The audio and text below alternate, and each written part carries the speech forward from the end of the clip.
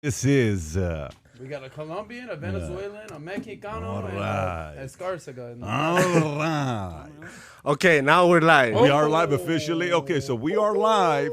By the way, FYI, everybody, just so you know, Adam is on fire today. Fired up, Fired baby. up today. We got Tom Zenner here. Yeah, no, The Tom Zenner. That's too much pressure. That's too much. Yeah, he's on fire sorry. today, just so you know. Yeah. Tom, good to have you on. Nice to see you guys. Welcome Good to be back, here. Tom. Great office. Happy to be here. I got to credit you guys, man. You know, you hear all these stories about the people leaving New York and California for Florida and for Texas. You guys were smart enough to leave Texas for Florida. I mean, Timing. God, Talk it's about like timing 5 with the weather degrees right there. now. I don't know if you're. It took us off. Oh, buddy, it's pretty intense. I mean, I lived there for 5 years, and we never had negative. They say it feels like it's -10 right now in Dallas. Yeah. No electricity. Everybody's wearing 5 layers of clothes. It's a mess. Colder in Dallas yesterday when the sun rose.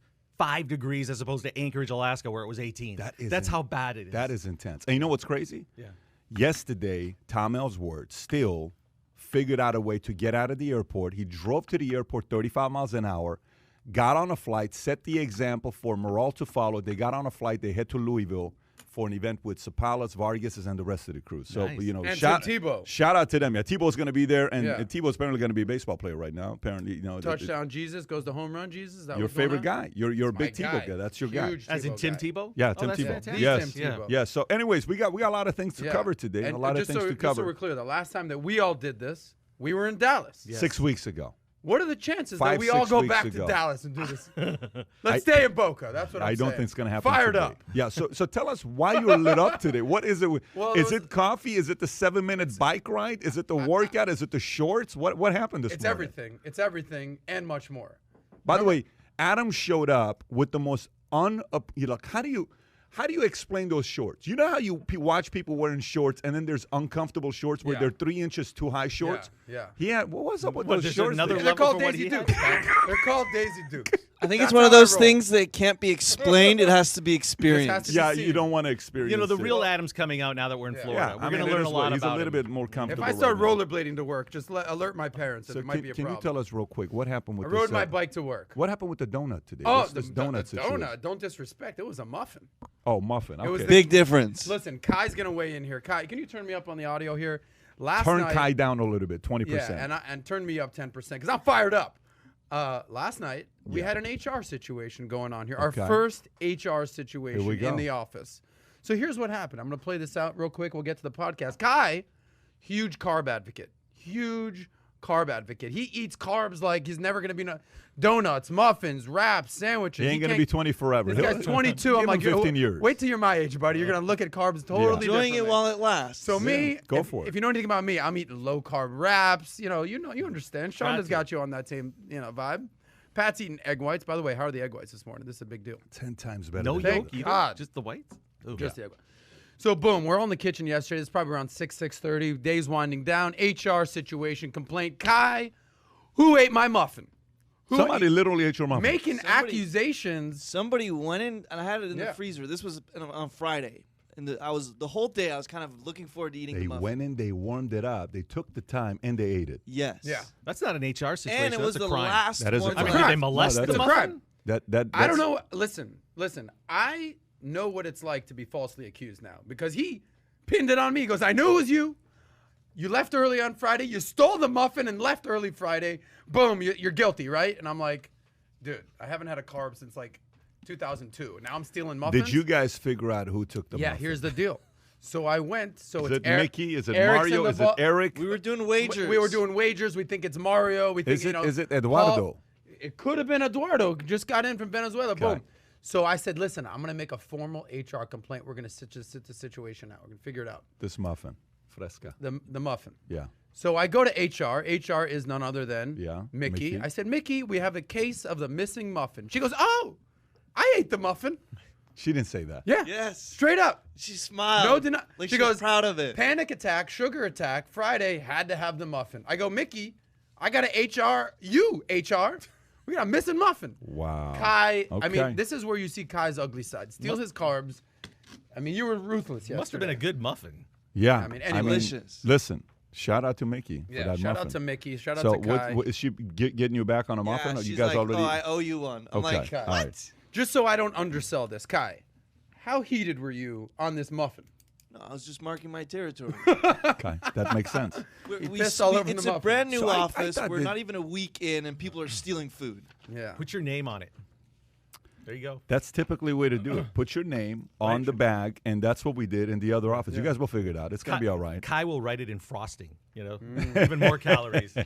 There it is. Okay, so let's get right into it. Let's Topics. do it. We got SPACs. What is a SPAC? Oh my SPAC. Why is everybody talking about SPACs? Why is Shamat in a SPAC? Why is Serena Williams in a SPAC? Why is Steph Curry in a SPAC? Why is Shaquille O'Neal in a SPAC? A-Rod, Billy Bean, Tillman Furtada, Billy Foley. Even Kaepernick just got into a SPAC. Yeah, pretty interesting. A lot of people are in SPACs. We'll talk about that. Is it going mainstream?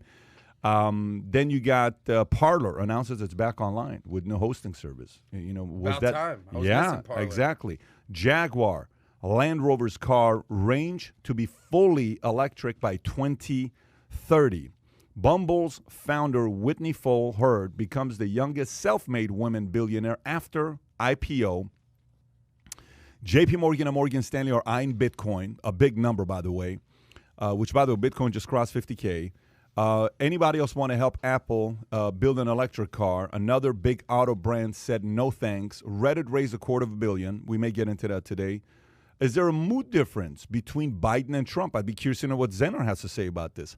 Senate acquits Trump in impeached trial. Can you imagine, so, Grandpa, tell me the craziest thing you ever did in life. Well, I got acquitted twice as a president. Yeah, but he's going to spin it. It was unbelievable. No one has ever been acquitted twice. I've been so far more times acquitted than any other president. Oh, my gosh. Clinton can only do it once. I'm doubling him. Yeah. California says Newsom recall driven by small business owners. By the way, they got the votes. We'll cover that. Cuomo COVID cover-up hits nearly 1,900 nursing homes. Home death, which he is now blaming it on politics yesterday. I don't know if you guys saw that or not. 2.8 million Texans are without power as the state battles an unprecedented winter storm. Nevada casino eased coronavirus capacity restrictions Monday, which is a very, very good sign for concerts, events, all of that. Just going to Vegas. New Yorkers are fleeing to Palm Beach. Out of all the places, why would you go to South Florida? I don't understand why you would want to move to Palm Beach or South. Stay in New York, stay guys. in New York. Stay in New York. And New York, NYC till I and die. New York City businesses are following.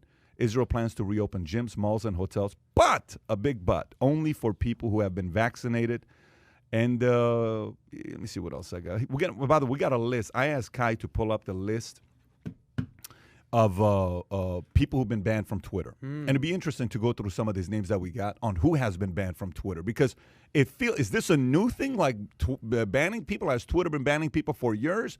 Is it new? Let's just kind of see where that's at. How long has it been going on? Yeah, and then the end of era of old people, meaning old people. Why are old people winning at the highest level right now? Yeah, so we'll get into that. Matter of fact, why don't we just start off with that era of old people? Yeah. So, Tom, why don't you take the lead with this? A lot of things are going on right now. What do you think? Is this should we be paying attention to why old people are kicking major tail right now? 100%. How can you not? Okay, this is the era of the young person.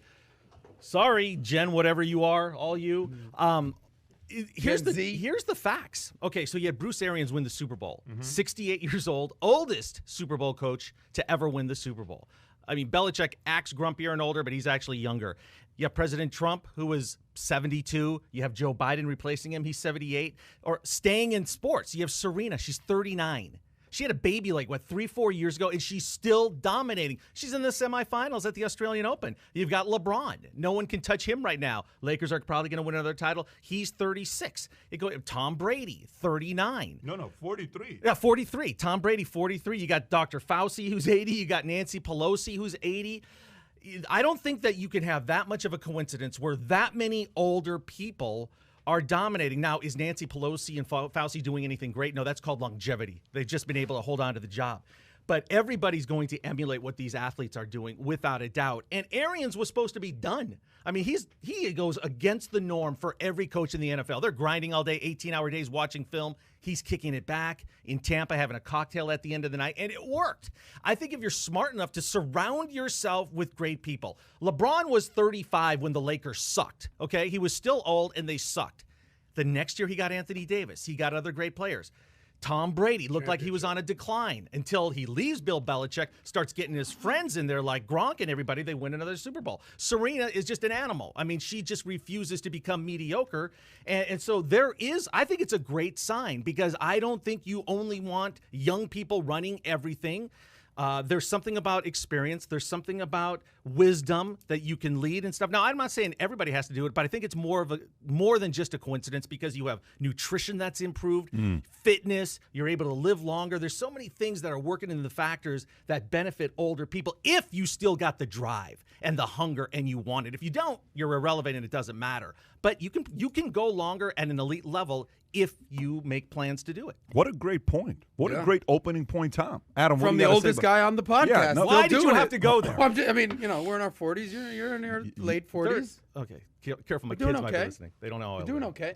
Great point by Tom. Yeah. Okay, can't dispute that. Something that I talk about in my business, life settlements, longevity.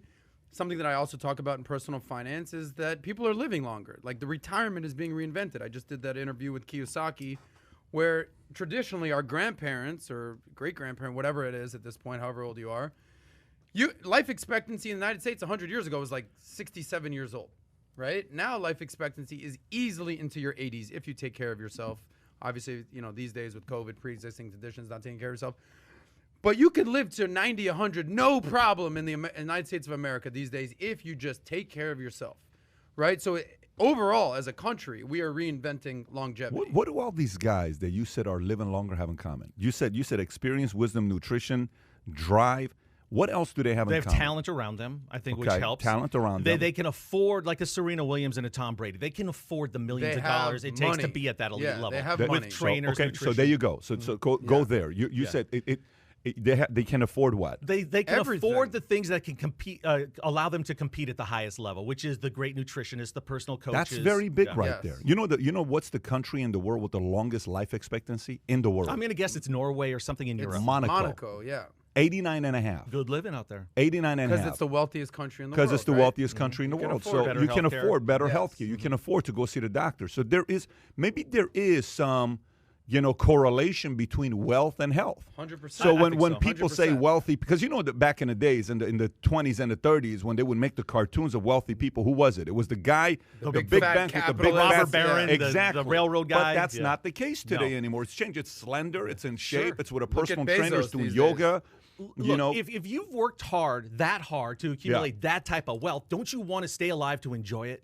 Right? And you have that advantage, and you can right now. Yeah. I think the biggest reason people die younger is because they're so hard on their bodies. I mean, you're reckless with your diet and things like that. There's so many ways to kill yourself if you want to. Just the way the food companies put preservatives and everything, and it's out there if you want to do it. But you can also take the other route and really defeat those odds and live almost as long as you want if you take care of yourself and try to be disciplined as much as you What can. did they call it back in the day? The gout was called the king's disease, or what was it called? Oh, because only Because they would all eat red meat and wine, and you would just like deteriorate your entire body and your existence. Now, we went over Tom Brady's regimen the day after the Super Bowl. I mean, the guy is up at 5:30. He doesn't eat certain foods, works out, protein shakes. He started working training out. again the other day. He's training. I mean, he He's was back. drunk as shit after the Super Bowl, but that's a whole different topic. That felt great. But listen, Yeah. if you're listening to this and you got somebody in the family that's kind of like, well, I feel like I'm old, I feel like I'm this, like they need to hear this message, what was just said. That needs to be shared with them and say, Dad, can you go listen to this? Mom, can you go listen to this? Because a part of this is as well attitude. I think it's also an attitude thing. Did I tell the story on the podcast about John D. Rockefeller? Have we talked about the Rockefeller? I think got a little bit of a glitch going on here. Me too. It's one of ours. I don't know who it is. Can you guys hear it? Okay, it's gone. Did we talk about the John D. Rockefeller Tell that story, last time? please. So John D. Rockefeller, when he's a little kid, he said, there's two things I want to do in life. I want to make $100,000, which in today's money, he made $350 billion. $100,000. He said he wants to make no. His eventual wealth. He said he wants to make his eventual wealth when he died. In today's money with inflation, it's $350 billion of today's wealth. That's Bezos and Musk combined. That's Rockefeller. Crazy. When he was a kid, he said, I want to make $100,000 and I want to live up to 100 years old. Wow. He was born in 1835. You know how old he was when he died? late 90s, maybe. 97 and 11 months. Wow. At a time where the life expectancy was 39 and a half for a man. 39 and a half? Unreal. Life expectancy was the late 39 and a half in early 1835. 19th century? In Okay. 1835, the average life expectancy was 39 and a half. He lived 97 years and 11 months. He was Crazy. 2 years and a month away from reaching that 100-year-old. Wow. That's like at Totally. that time, right? Crazy stuff. Yep. But here's the question. Today, with what we have, with today's Rockefeller waking up and, 6 years old, 10 years old saying, when I grow up, I want to have, $1 trillion or $1 billion or whatever it is, and I want to live up to, what is that number today?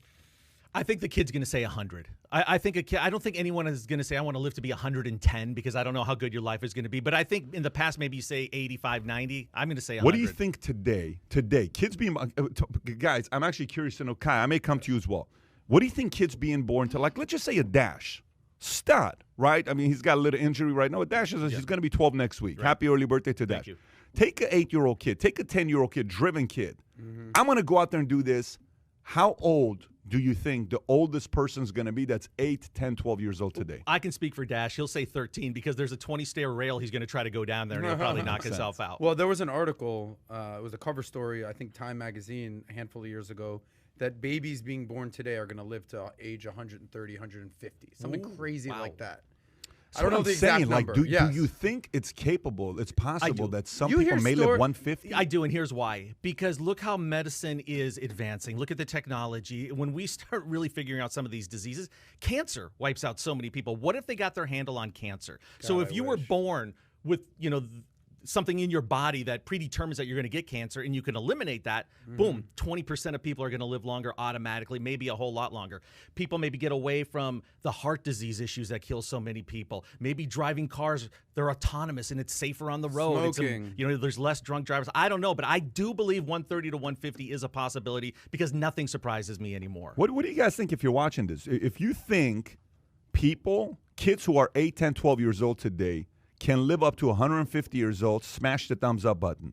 If you think, Pat, you guys are out of your mind, no way in the world, they're going to live maybe 90, 100, 110, smash the thumbs down button. I'm actually curious to know what the audience thinks. Go ahead, Adam. You hear stories even now. I think a nun in France, 110 years old, just beat COVID. 116. She's never been to happy hour. 116 beat COVID. Insane. Yeah. Insane. 116 But think about years it. She's old. never put anything bad into her body, probably, right? Living on a convent. And, she's praying. She's doing her thing. I think there's one more factor that's involved, and you kind of mentioned it. It's a motivation. What motivates you to want to live that long? And the perfect example is Jeff Bezos and the transformation that he's gone under physically since he's in the last 10 or 15 years. And since he's had the new girlfriend, have you seen he's buffed? He's dressing differently. Fashion is important. He seems to have a totally different motivation. And if you have that reason to live really long, you're going to do all the little things in your life that will allow you to. But you got to find that one motivation that'll get you there. I'll say one thing, and then I want to get your opinion. You talked about motivation, which we talked about. We talked about attitude. You talked about reinventing yourself, rediscovering, re-energizing, re-everything, reinvigorating. Yeah.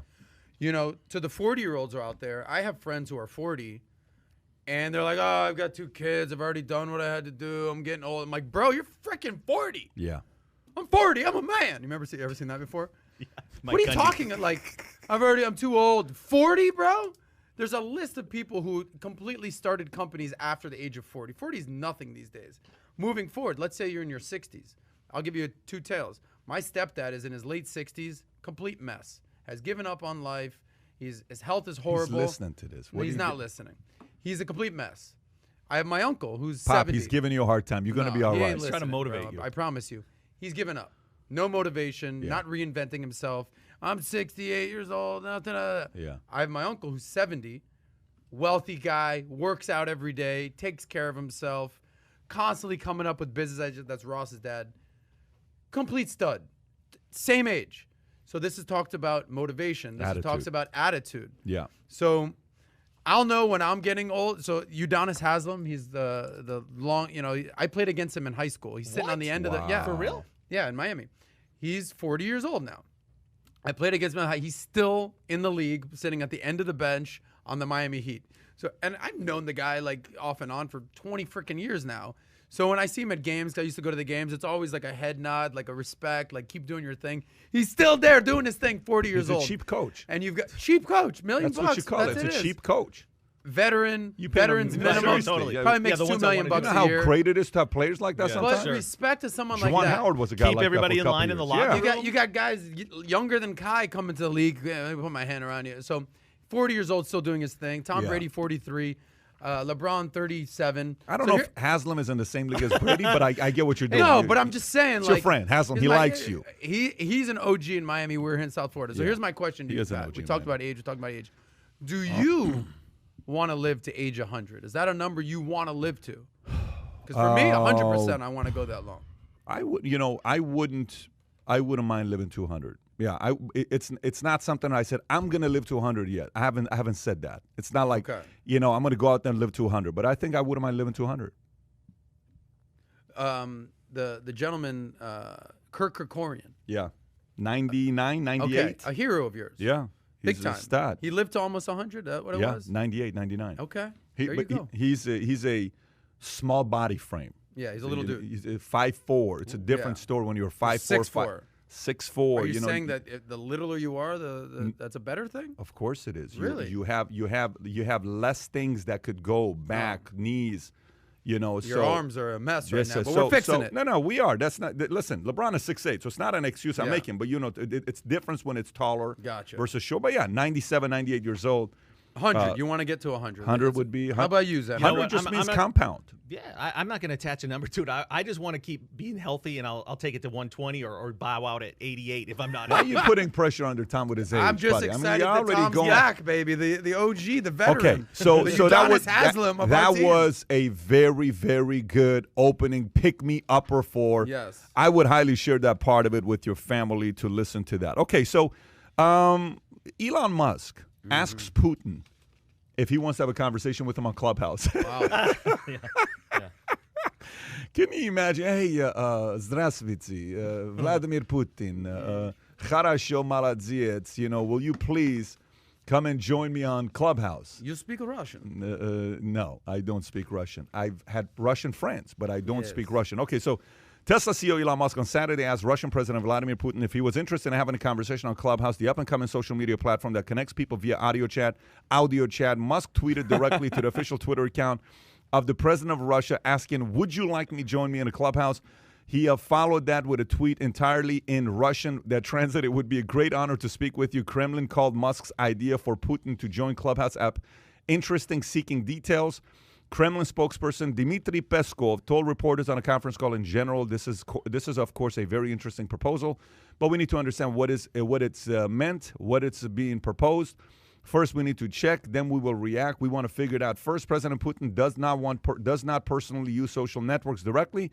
He doesn't have them. Peskov said. So what's this about? You said something about Musk. Yeah. Every day there seems to be a what with Musk. There's a big story. Yeah. He's moving the market. He's doing something. He clearly knows it. He knows the power he has. He's the most influential person on the planet right now. I mean, outside of politics, probably you have to go there.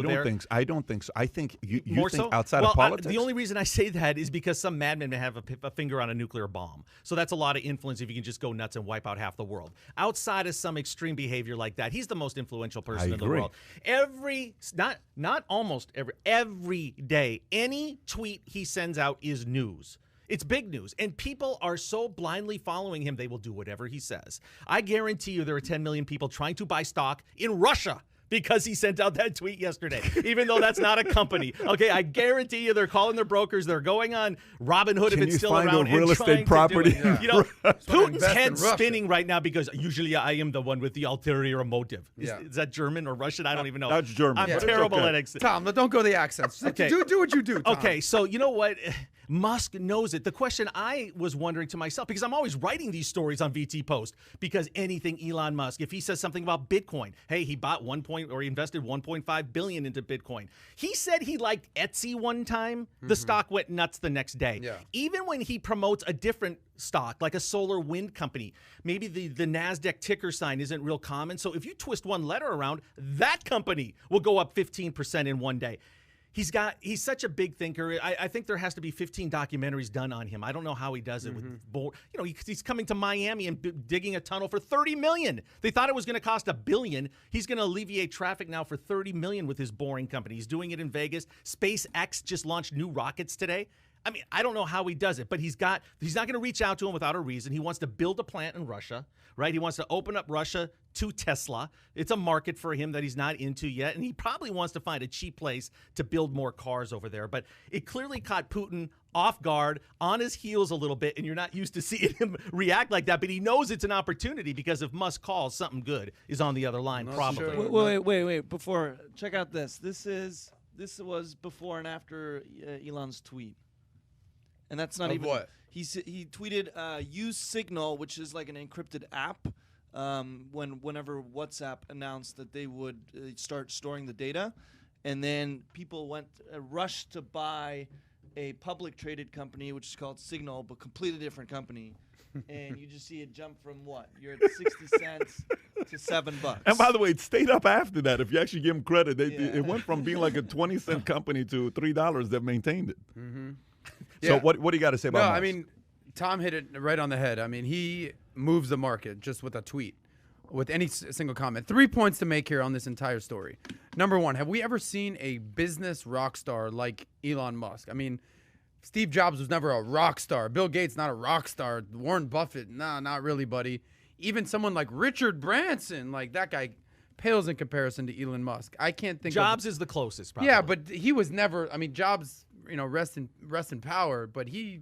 I'm just saying he was the closest. I'm not saying he was. Right, but he's nowhere on Elon's level in terms of like the influence and what he's doing now. There was no Twitter. There was none of that. Yeah, when but Jobs he was a rock around. star. He had a cult like. He was a private person. He was a private person. Yeah, he wasn't out there. But point is, Elon Musk is business, rock star, social media, doing it all, moving markets.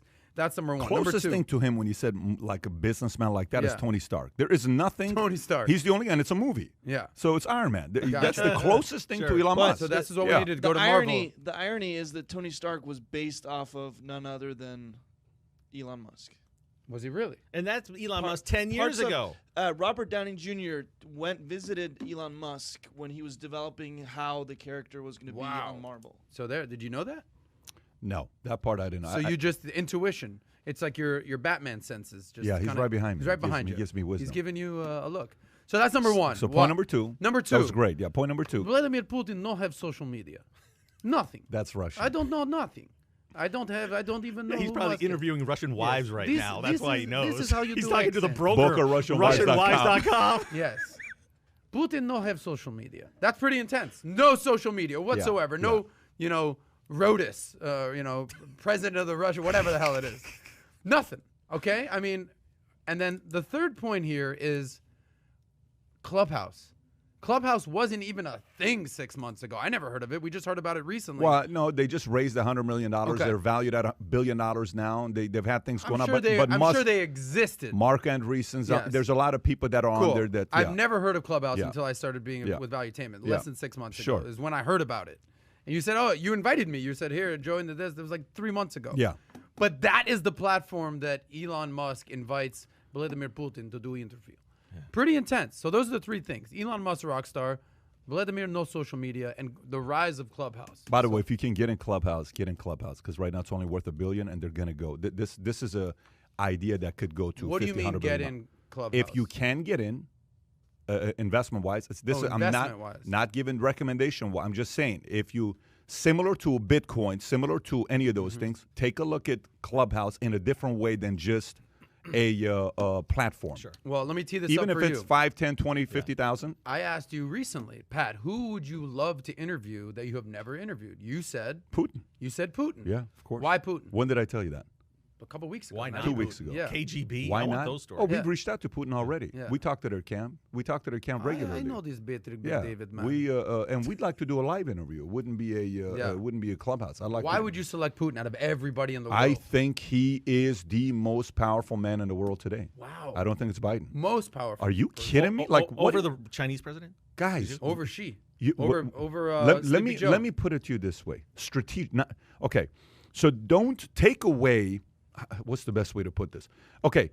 Has Popovich ever had a Kobe, a LeBron, a Jordan, a Shaq, a Kareem? Has he ever had a player like that? Almost. Duncan. Duncan's not a top 5, though. Okay, no. Okay? So would you put Duncan top 10 or top 20? No, top 20. I would Okay, not put I'm him in with the you. top Okay, 10. I'm with you. Okay. But he's never had arguably best power forward ever. This so is if you're not. building This is team. not a power forward debate. Okay. This is about he never had a Michael, a Kobe, a LeBron, a Shaq. Right. Okay. A game changer. So who had 2 of them? Who had 3 of them? Phil Phil had 3 of them. So Twice. Well, let me ask you this: what if you take those 3 out? I don't know what Phil would be. Yeah. And what if you gave those 3 to Pop? I don't know what Pop would be. I don't know what Lenny Wilkins would be if he had a. I don't know what Lenny Wilkins. Lenny Wilkins is reference. a Wow. 1,000-win guy. Yeah, I don't know yeah, what yeah. Larry Brown would be. We don't know this kind of stuff. Wow. Lenny Take away the country of China, Russia, U.S. Take purely leadership. Don't take resources. Of course, China and U.S. resources are ahead. Who's the best strategist amongst those 3? You kidding me?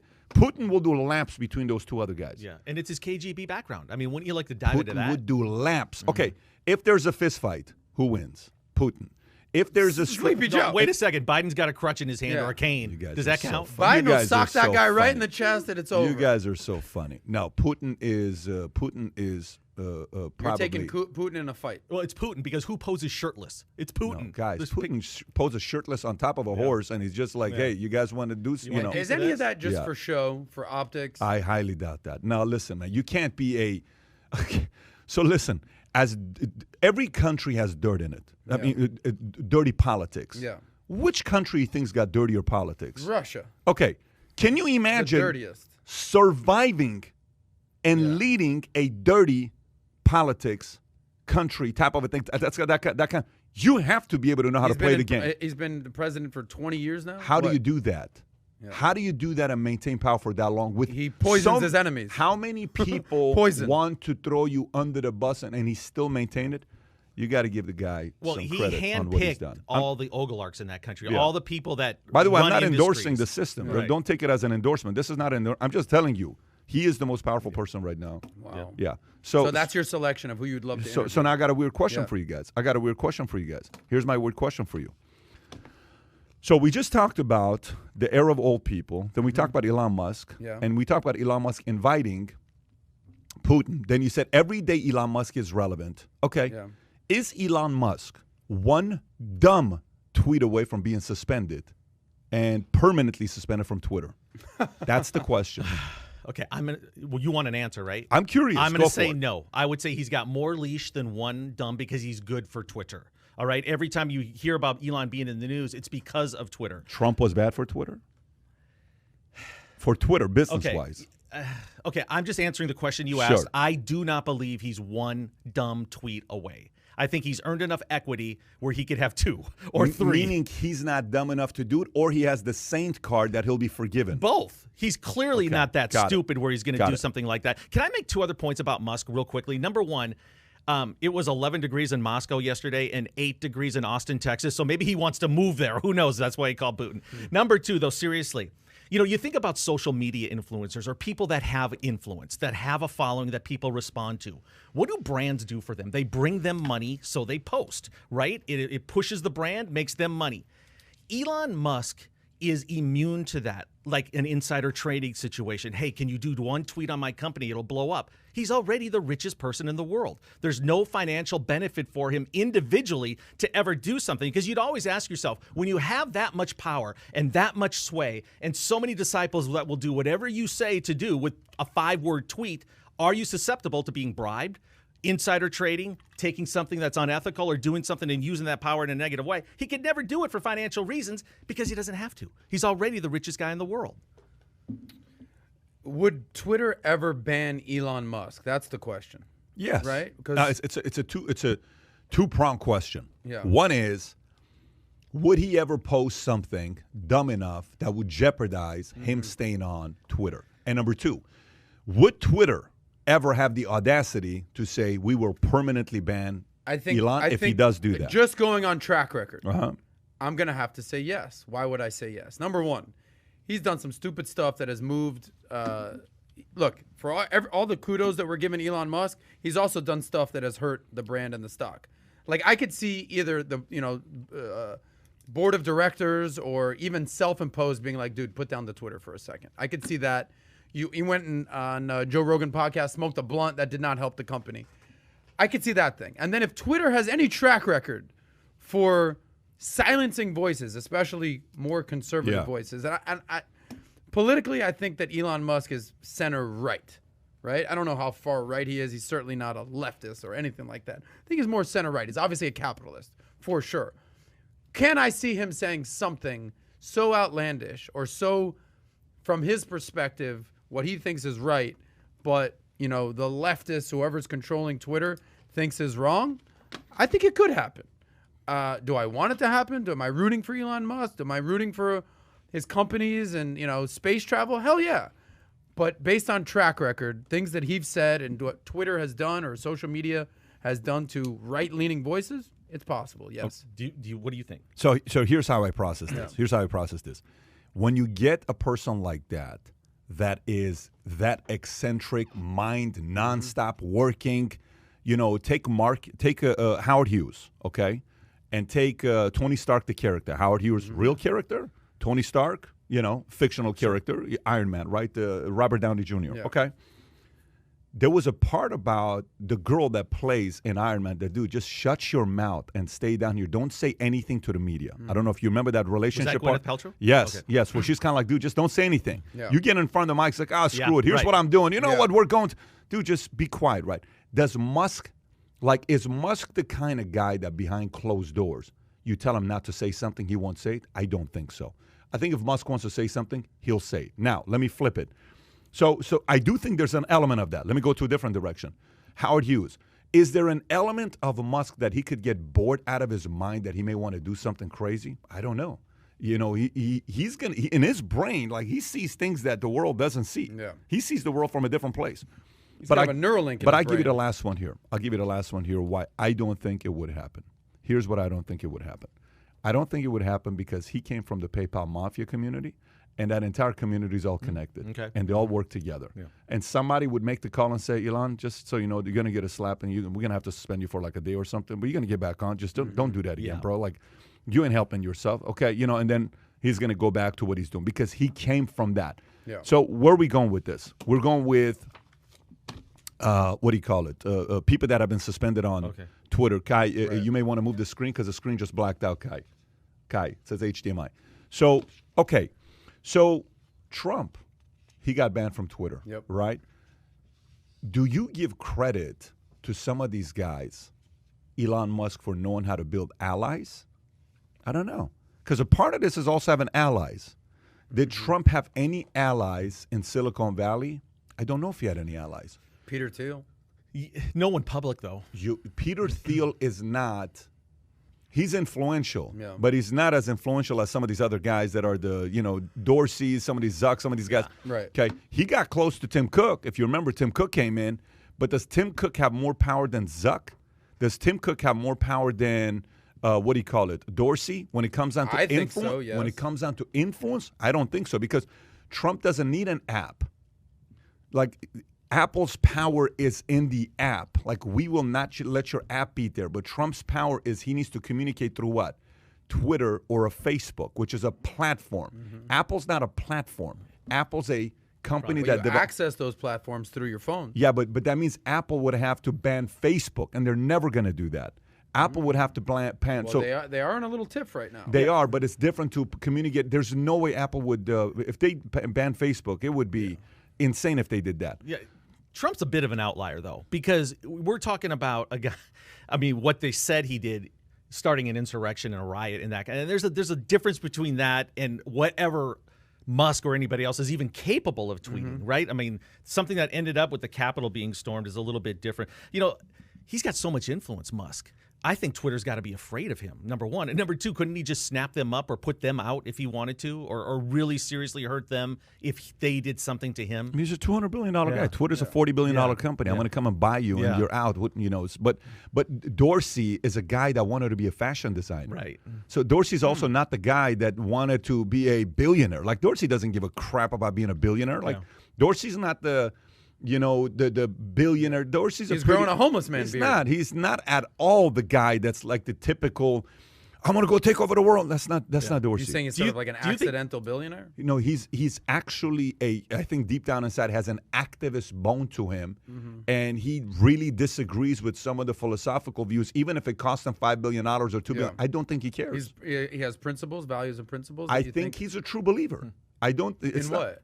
In what he believes in. Okay. I think he's a true believer in what he believes in. Let me just even if it costs him money. Let me circle back to the Trump and your initial question. You know, allies. The problem with Trump is. But by the way, if you're enjoying the dialogue with the way it's going on the podcast with the three of us here today, and this is your first time joining us on the podcast, you have no clue what's going on, but you're liking it, smash that subscribe button. Once we get to 100,000 subs, we're considering doing this possibly 3 times a week. Once it gets to 100,000, we got 53,000 more to go. But go ahead. You were talking about allies. Shout out to Martin Mirage. He says the PayPal mafia over the soy boy mafia. I don't know about that. These days, if Adam's wearing those shorts, they'll retreat. Yeah. They'll run away. That's a good point. Submit. So did somebody post a picture of his shorts or no? Let's get that out there, guys. Keep going. Go ahead. Let's get that. It's the shorts he wore when he played they against might ban Udonis. that. We almost Twitter. got kicked out of the building. Hey, the owner called me. When Udonis Haslam was dunking on him, that's the shorts he was wearing. Yeah. Old school 50s NBA, 60s NBA. John George Stockton. Mikan, all the way Stockton. to the top. Keep John going. Stockton. So back to allies. And this is like, I can't believe I'm referencing something my mom would tell me in kindergarten, but she would tell me. With the voice. With the voice, I'll do it. She would say, to have a friend, you need to be a friend. To have a friend, you need to be a friend. So I was like, all right, like I gotta be a friend to you if you're gonna be a friend to me. The problem with Trump is he uses you, he chews you up, and he spits you out. Anyone who's left that team or whatever you want to call it, the cabinet, in, out. I mean, we can go down the list. I mean, just gonna go off the cuff here. Rex Tillerson was there, does not like him now. Anthony Scaramucci, your boy, was there for like a hot 7 days, out. What's my General Kelly, in, out. I mean, Omarosa, in, out. You don't hear those stories about Elon Musk. You don't hear, oh, I worked with Elon and he was a piece of shit and he's fired me. You don't hear those. You hear those about Trump. So you talked about allies. I think, to your credit, to your point, Musk makes a call to whether it's a Dorsey, whether it's a Zook, whether it's a Cook, whether it's a Benioff, whatever it is, and says, look, man, this, that, yeah, let's work it out. There, intermediaries. Takes a friend to be a friend. I think he's got true allies, where Trump, his legacy is he'll use you, abuse you, and then spit you out. I mean, listen, there's proof to show that did take place. And there's proof on Elon as well. Elon's created a lot of enemies in a different way. Steve Jobs had a lot of enemies where, I don't know if you've ever read the book Accidental Millionaire, not Accidental Billionaire. Accidental Millionaire was written in the 80s, maybe early 90s. It's a fascinating book. But you know what the book, it's actually written in 95, I believe. Not The Millionaire Next Door. No, different book. Accidental Millionaire. Kai, can you pull up Accidental Millionaire? It's just Apple's old logo, the rainbow logo. Book. Accidental Millionaire book. I want to know when it was written. Nice. Shout out to Kai's spelling. He's doing great. Go to Amazon. Go to Amazon right there. No, go to Amazon. Yeah. Click on that. There you go. See if it comes. That's not the book, though. You see, that's the thing. No one can find the book. Go back. Oh, there it is. That's the one. Look how many reviews it's got. 8 reviews. Lee Butcher. Okay. What's going on here? This book. Go down to see when this book came out. Go down. I mean, who reads this book? Only 1987 this book came out. The entire book is trashing Jobs. No, seriously. The entire book is trashing Jobs. Who's it written by? By people that got fired by him or let go by him. So Jobs and Trump had a little bit of a thing, and Jobs was like in the middle of, if Musk is here, Trump is here, Jobs was here, because Jobs had a little bit of Trump going in him as well. But can you tell me, when did Twitter come out? When did Twitter come out, Kai? Exactly when did Twitter come out? 06, 07? Because the question's going to follow up with, when did Twitter start? What year? 06? Okay. When did Twitter first permanently ban its first user? Ooh, good question. So 06 they got started. When do you think was the first time they permanently banned a user? I'd love to get our audience. I'm curious. Let's get the audience. Sure. Don't Google it. Don't be that guy that Googles it. Don't do it. And, I got the right answer. Like, who do you think it is? Yeah. When do you think the first time, not the first person, but first time they permanently banned somebody? So isn't the first time the first person? Yeah, but not the Okay. name. I'm not looking for I'm the going to name. say I'm the just next saying. year because right away soon. I'm So going to you're say saying within a 07. year. Within a year, just Okay. because someone's going to do something so stupid. Got it. What would I'm you going to say? take the other side of that. I think it's like more recent history. I think it's like 2014. Okay, so you're saying 8 years later. Kai, do you already know the answer to this question? So I'm not going to ask you. Paul, when do you think was the first time Twitter, after being around 2006, when is the first time they banned somebody?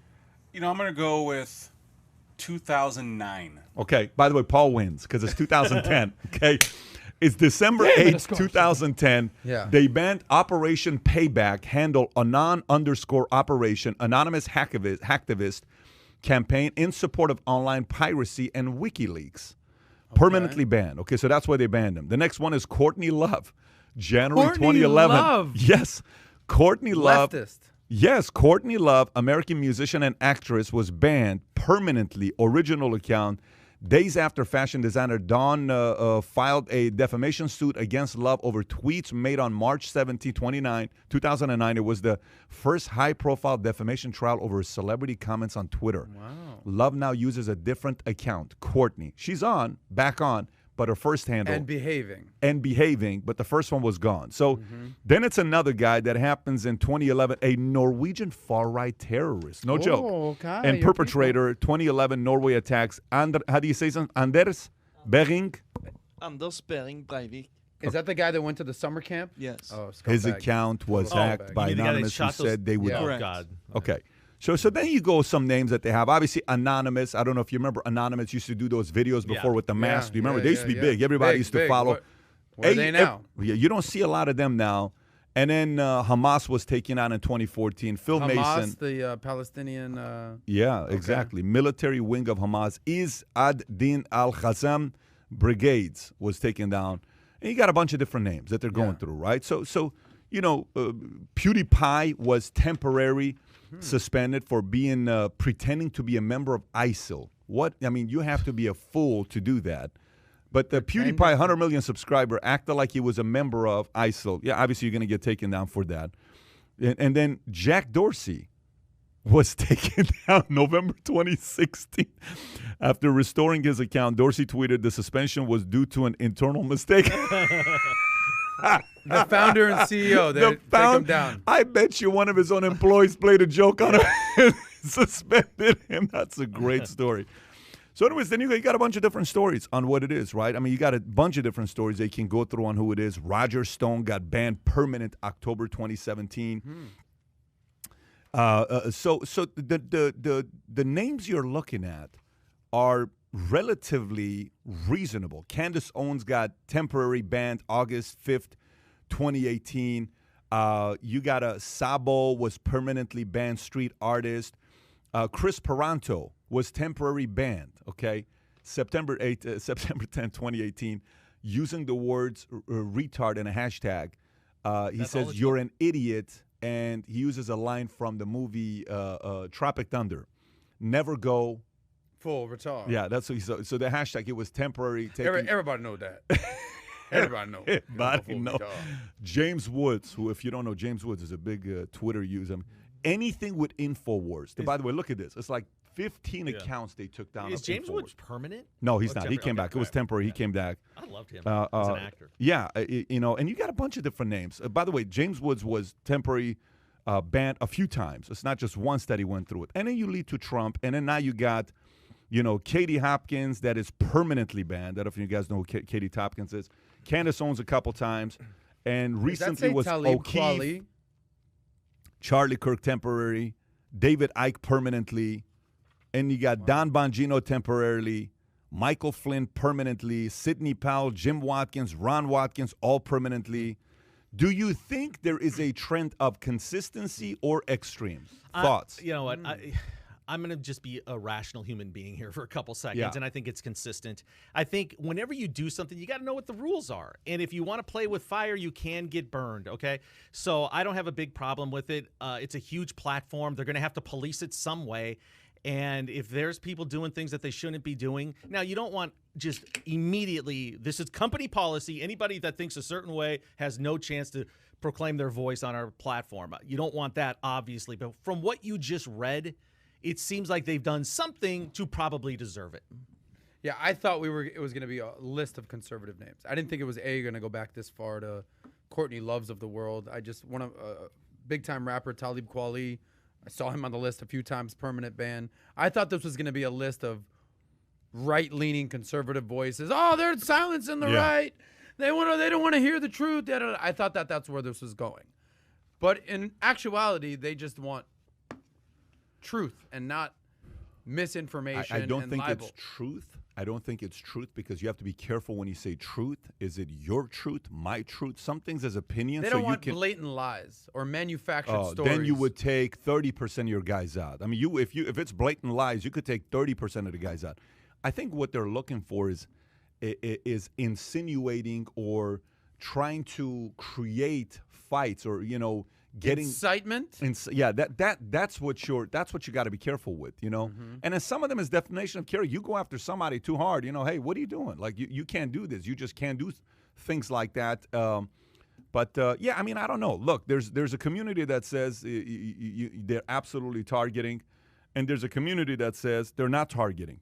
If you look at the list of names that you're looking at here, I think there's a level of consistency on what's going on here with Twitter. So it's not political. It's just guidelines, whether you're left, right, I up, don't down. know about permanently banning a president is the right thing to do. I don't know if permanently banning a president. You know what I would have done? Here's what I would have done. Look, for example, we have guys that sell insurance. In insurance, you advance, right? Meaning I give you 100% advance. Okay, you get a $200 a month policy. Typically, insurance companies will advance you 6 months, 9 months, 10 months, 12 months. So if I do $200 a month, $2,400 says the target premium, I give you $2,400 up front. You're at 50%, you make $1,200. Okay, that's insurance. That's how it allows insurance guys to stick around because they're making money up front. But if your quality of business sucks, we take that away. So you get a $200 check from a client, then we only pay you as earns, which means what? You cut a $200 check, you get 50% of what? That $200, which is what? $100. You'll get the other $200 next month, and it goes as earns. I would have done 100% of your tweets have to go through a screening process, approved, goes out for 6 to 12 months until we feel confident, and then we'll take it down. That's what I would have done. I wouldn't have gone full out the direction that went. And guess what? If 100%, and some people say, well, we don't have that kind of staff. It's one person they do this with. It's a president. You make an exception. You make one person's job is to sit there with a committee of 4 other people. 2 of them are conservative, 2 of them are liberals, 1 of them is independent. That's how I would do it. 2 liberal, 2 conservative, 1 independent. Hash it out. This one can't go up. This word needs to change. And then you have an approval process. Are you comfortable changing this word, or this tweet cannot go out? Trump did tweet a lot, though. That'd be a lot of tweets to look at. But you got 5 employees that handle 1 account. It's the president. It's not a big deal. It's 5 times $100,000. Half of them. I bet you there's a lot of people that wish that Trump had some sort of vetting process in his 4 years of presidency. Freedom of speech. Hey, look, I think the smarter move for his tweets. I think the smarter move for Twitter is say it's 6 months ban. Then you can try to come back, and if you misstep, you're gone for good. Because look at the publicity they'd get in 6 months. Everybody's waiting for that first tweet. What's he going to say? Yeah. There's many ways you could have done it. They had their own reasons. They did what they did. So, okay, Parler is back, okay? Parler announces it's back online with new hosting service after a month of being offline. The social media platform Parler relaunched.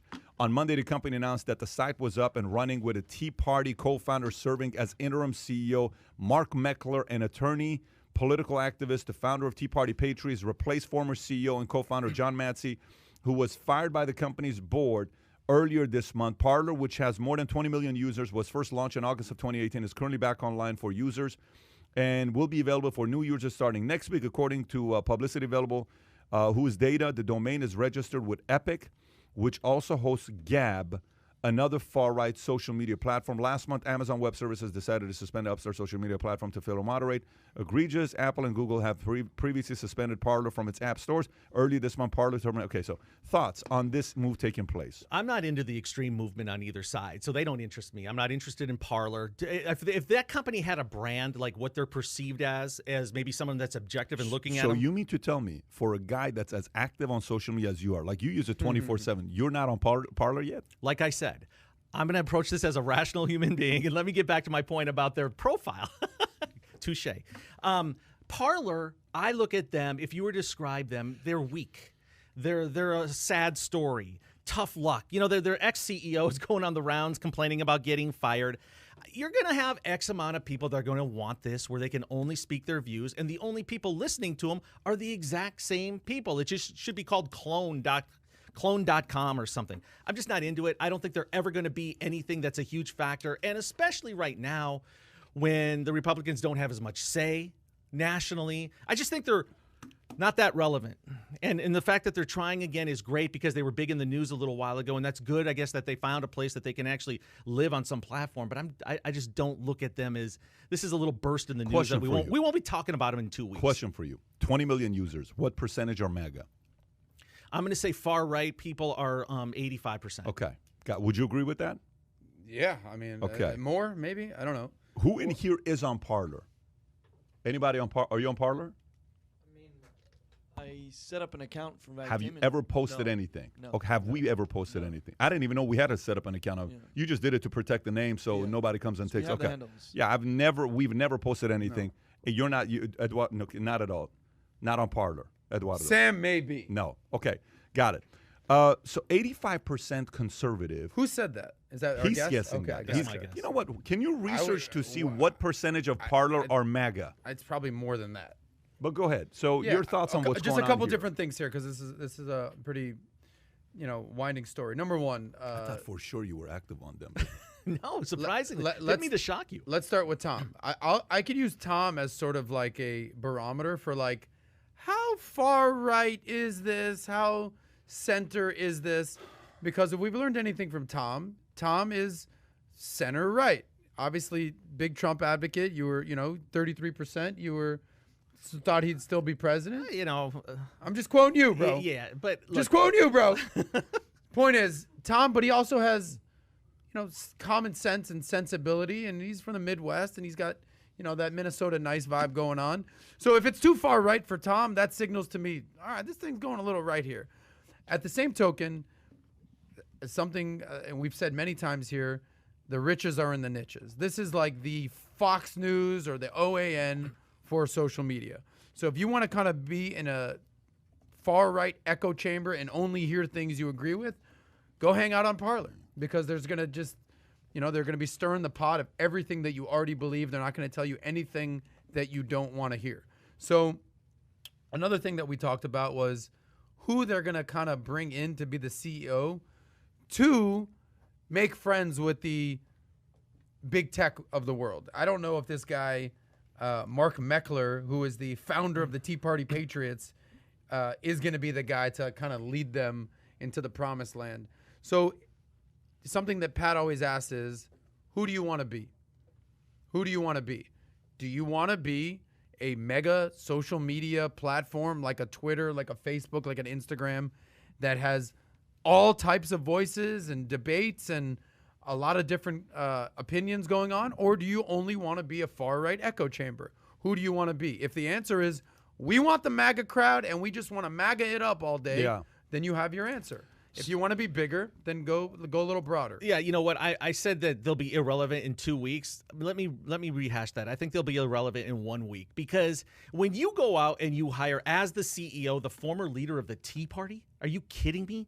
That'd be like the Facebook board kicking out Zuckerberg and bringing in the founder of MySpace. I mean, it's the Tea Party? What's I mean, they don't even exist anymore. That's exactly the direction I was about to go. Okay, so where Tom just went right now is exactly and by the way, FYI, is it fair to say when Tom started, he was further right than Tom is today? Can we all agree on that? I don't even recognize this guy. Is that okay? And is it fair to say that when you first started, you were further left than you are today? Would you agree with that? Yeah, a little bit. Like, don't say a little bit. A little bit. When you first came, you were way, way different than you are today. I had to put down my Antifa outfit and then join the podcast. By the way, if you see a trend here, this podcast, what it does is it brings us more center and a little bit more to be able to reason and see arguments. Okay, I mean that's the outcome. If you think what's going on, we're becoming a little bit more reasonable. You hear that, folks? So you said something. You said I don't even give him 2 weeks. I give him a week. How do you bring the former leader of Tea Party, et cetera, et cetera? Okay, so when they fired the board,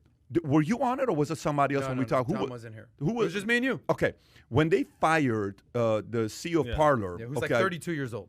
they fired Young him. guy. So at that time, I said, okay, we're gonna find out. We're gonna find out in the next few weeks whether the board is smart or the CEO is smart, because that was really. I said we're gonna find out who. So I thought the board was gonna go get a center CEO Right. to show the AWS services. Look, we're the board. We're just the money guys. We are willing to go this direction. But they came back and they doubled down in their true belief system, which is what? No, we're going to bring the Tea Party. We're even going to go further right, and here's what we're going to do. Guess what? You have a choice to do that, but so do they, okay? They also have a choice to say, no, we're not doing that. Let me explain why. Let me explain. Let me go a little bit deeper. Is Parler a nonprofit? No. Is it a charity? No. Is it a 501c3. is it a 501c? Okay. So when Facebook got started, was their outcome to drive more socialistic philosophies? No. When Facebook got started, what was the idea? It was called the Facebook. They want to rate hot chicks in your college. Well, no, the Facebook was the name of Harvard's yearbook. That's what's called the Facebook. So when you go to Harvard, their yearbook is called the Facebook. So originally it was called the Facebook, and they went through what they did, and their main focus was what? Going through Ivy League students. So they went to different Ivy Leagues, then they opened it up to universities, and after universities opened up to who? The world. It wasn't a political agenda. It was just, hey, here's where we are. Right? MySpace, same thing. Twitter, same thing. You go through all these. This is started politically. So this is specifically politically. So here's my question. Do you think a socialist would even think about getting on Parler? I don't know. Do you think... Not unless they're looking for a fight. If they're looking for a fight, a different story. But do you think someone's like, let me go in there because there's a lot of audience that's going to be willing to share my content? No, you're not going to have that. So, I was hoping the board would have, and by the way, they have some smart people part of Parler. They don't have dummies on Parler. These are smart, intelligent people that have done pretty well for themselves. But to go this route, I thought this was a second chance. I don't know what's going to happen with Parler moving forward. I actually think that they're. I actually disagree with Tom on the 1 week, 2 week thing. I'll tell you why. They're carving their niche, man. Like I said before, the riches are in the niches. They said we can't compete with the Instagram, with the Snapchat, with the TikTok, with the Twitter. We're here for the right-leaning people. That is why we exist. We have political commentary. That is our brand. That is our vibe. Run with it. If we need to go find a different Amazon Web Services, go with it. Now, me personally, I'm not hanging out on Parler. I'm not advocating Parler, but I understand the methodology that they're going. I mean, it shows it here. Like, they're like, no, you're going to ban us. We're going to go bring a conservative Tea Party guy, and we're going to go further deep. I get that. But that's who they want to be. I get that, but you have to realize. Okay, so maybe let me give you a different. Okay, so let's show it this way. Okay, this is the Silicon Valley Mafia. Okay, this is your belief system. Okay, of where you are. Right, you are far away from each other. They don't like you. You don't like them. You think they're bullying you and silencing you. You think, they're idiots, socialists, whatever you want to call them. There needs to be a mediator. Okay.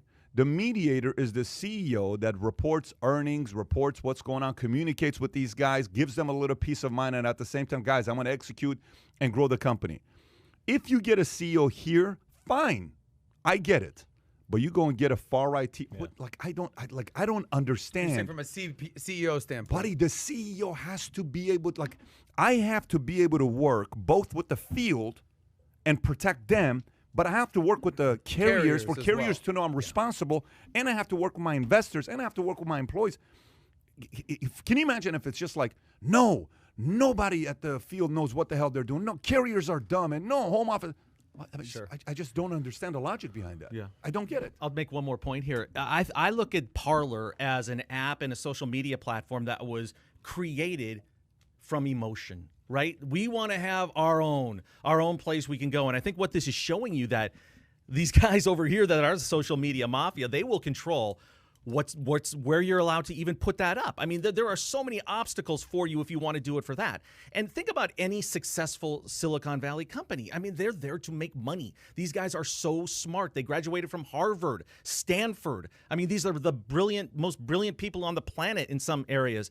These guys aren't out to make money. They're just, like you said, an echo chamber. I think they're not even, it's not a good business model. I think they'll be out of business in less than a year. What's different between, and I don't know from a CEO standpoint, I mean, but we can talk about what's difference between what they're doing and what Fox News decided to do years ago. Everyone's on the left, CNN, NBC, ABC, let's go right, baby.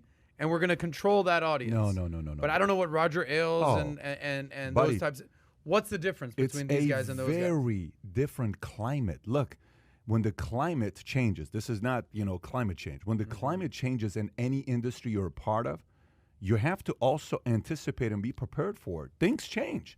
Products change in the insurance industry. Regulation changes in the security. You cannot say, I don't care about the new regulation. I disagree because here's what I'm going to be doing. No, it's a different climate. Today, it's fair to say the biggest web services is controlled by who? Amazon. Bezos. Listen, I don't care how much you dislike the guy. You have to go through AWS, okay? If you say, I don't care what they're going to do. We're going to put our apps on, a Metro PCS. Dude, no one uses Metro PCS. You need to be on Apple, Android. I don't care what anybody else says. We're going to, no. You have to be wiser about your moves. Let me give you a proposal. If I was sitting on the board, if I'm on the Parler board, here's what I would have said. Guys, we have to go win the trust of who? Silicon. We have to win the trust of our users, who 85% are what? MAGA. Far right. Far right. It's fine. We have to go earn the trust of the regulators, who are Silicon Valley. We have to win AWS. We have to win Apple. We have to win Droid. Here's what we're doing. We're going to go out there and say, after extreme investigation, okay, we hire teams to come and investigate everything. We have deleted 117,000 tweets, and we have suspended, not tweets, messages, and we have suspended 1,943, users on Parler who use the following things, and we have them. They've been permanently banned, okay? You come out and you say, we're responsible. Look, when early stages, when I'm running the insurance company, and we had certain people that had bad quality business, I publicly went and told carriers, here's who I terminated, here's who lost contract with us. Then I went to the field, because they have to now go to MAGA, and they're going to say, you guys have been, you flipped. This is all about money for you. You don't care about the message. You're not about freedom. You don't care about Trump. You don't care about this when Trump was doing it. So because you could lose your loyalty. Backlash. You have to go to them and say, guys, listen, moving forward, we just can't do this kind of stuff. This behavior, I don't care who it is. If it's my own family, I have to make a decision and take a stand. We're building a company. And do we want this company to be in business or to be out of business? We want to be in business. The following criteria we cannot do. If it happens, we have to terminate you. We're making it very clear. This is how it's going to work out. If you do this, if you do this, if you do this. Freedom of speech doesn't mean I can go out there and say anything I want. I'm going to take this person out. Let's go. No, there's levels to freedom of speech. Right. Now, opinion, fine. Yeah. Inciting, you cross the line. Yeah. So I think if they took that plan and said, hey, very simple PowerPoint presentation. Here's what the board has done the last 4 weeks since Parler was taken on to show responsibility to the marketplace. 1 this, 2 this, 3 this, 5 points we're going to talk about today. Then let the market say, oh, wow. And we brought the CEO, and we have co-CEOs. We have this CEO from this side. We have this CEO from this side. There is ways for these guys to say, let's give them a second chance. And then you go from there. I think they missed the mark. Yeah. I'm going to make a prediction and a point here. The prediction is they will 100% be out of business within a year. They will no longer be around. There is no Parler within 12 months. I guarantee. I feel so confident that if they are still in business in 1 year, I'm buying everyone in this office a muffin. And two muffins for the muffin thief. She gets 2. Because I know she loves the muffins. I'm going to hook her up. I was sleeping over there. That's the prediction. Right? Parler goes out of business. It's out of business. This thing has no chance. Here's why. And I'm going to tell you why right now. Because Trump's extreme followers aren't as loyal as you think they are. They're loyal when he's in the news, when he's on Twitter, and he's the rah-rah guy, and you can rally behind him, and he's speaking for you. Now he's at Mar-a-Lago. Now he's silent. Now you don't hear from him. He's not like some radical Lenin or Stalin or somebody that gets a following, this cult-like following. He was there because he was loud. He was saying what people wanted to hear. He knew exactly how to push the buttons of all these people. If he's not relevant politically, there's no MAGA. There just isn't. They don't care that much. They want their country to be great, but they're not supporting that one figure, which is what he was. Parler has no chance. None. Wow. Adam. Wow. I'd love to see Tom's prediction. Let's circle back in a year, and I hope I get a muffin. By the way, I want to read a comment here. So this person said, Valuetainment is a business venture, and Patrick is just adjusting direction according to the new political reality, right? And a couple other people are saying that Tom is caving, and this person, all this other stuff that they're saying here, right? That we're looking at. Okay, fine, no problem, no problem. Here's what people have to realize. What's going on today? We've been publicly supportive of both Trump. We've been publicly supportive of Biden in areas. We've been publicly supportive and not supportive of Trump or Biden. We have voted. We voted for left. We voted for right. I have voted for both sides politically. I think when you forget, like I run a company with people on the left, people on the right, people in the middle, people Christian, Muslim, it doesn't matter. We have people from all walks of life in the company. When you no longer want to hear what the other side has to say, you have a big problem, okay? You have a big problem. By the way, as much as we talk about these Twitter suspensions that we're talking about, if it becomes being handed out left and right freely, you're playing with fire right there. When you saw, like the James O'Keefe thing where they took the guy down. Project Veritas. But then you saw what he said. If you do this, you get your account back. And what did he say? I'm back. Is it fair to say that here's Project Veritas? He shows videos of Jack Dorsey. He throws Jack Dorsey under the bus, and Dorsey still lets him stay on? I don't know about that. I don't know if you guys understand what I'm saying or not. So he puts videos of Dorsey and puts videos of executives of Twitter talking about their political agenda, and Twitter still keeps them on? Why are you saying that happened, right? That just happened. Yeah. What are you doing keeping them on? Right. Okay, so you understand where I'm going with this? Absolutely. It's saying that they're not going to just boot you for what I'm trying to say is if you keep there is a very annoying aspect of what he is very annoying to people on the left in Silicon Valley. Very annoying because he's calling all them out. He pokes the bear. And you let that guy stay on? Yeah. So there has to be. Why do you think they let him stay on? Well, because he hasn't maybe broken the guidelines yet, and they've given him opportunities to come back, delete this tweet or do this and do that, and they're great.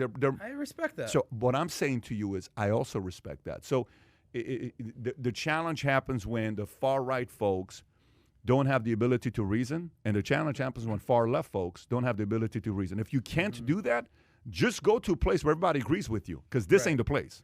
Well, the David podcast ain't the place that you're going to agree with everything we talk about. This is not the podcast for you. Go to a complete different place than here. No, back to your point of what we're doing here, how Tom was a little further right, I was further left, we're bringing it together. You have things that, you're more left on, more right on, capitalism, social issues, something that I think as a country we need to do better than is blanket statements. If you voted for Trump, then you're a racist. Yep. I'll never speak to you again. If you voted for Biden, then you're clearly a communist. You're a socialist. I know what you are. You're Antifa. If you voted for Trump, clearly you hate anyone that's different. Like, dude, relax. Trump's a Nazi. Dude, what are you talking about? It's so freaking extreme. To the ability to reason, the ability to have a conversation that say, Tom, I disagree with this, but I hear you on this, and this. Can we agree that da-da-da-da? Well, Pat, you said, like, everything that you said is exactly the reason why we do this podcast. We want to have different voices coming together and finding some commonality here. And that's a problem in this country is the complete just, well, you this or you this. It's messed up, and I think that needs to be worked. Yeah, look, I'm here because of the idea of America, which is what? Freedom of speech, pro. Second Amendment, pro. Just look at my safe. You can go down the list of stuff that America offers you, right? Free enterprise, all in. Freedom of assembly, all day long. You go down. Freedom of religion, what do you want to be? Go be at it. You want to be Christian, Jehovah, 7-day, go for it. All of those things is why many immigrants like myself are in America happily in America. I'm going to do my part to fight to make sure those things stay in place. Having said that, you are absolutely naive if you don't realize how much influence social media, Silicon Valley have. And by the way, to everybody on the right that complains about it, do something about it. Parler is not the way to go, by the way. Parler, look, there's a saying that in business, you say, bring him in first, baptize him later, okay?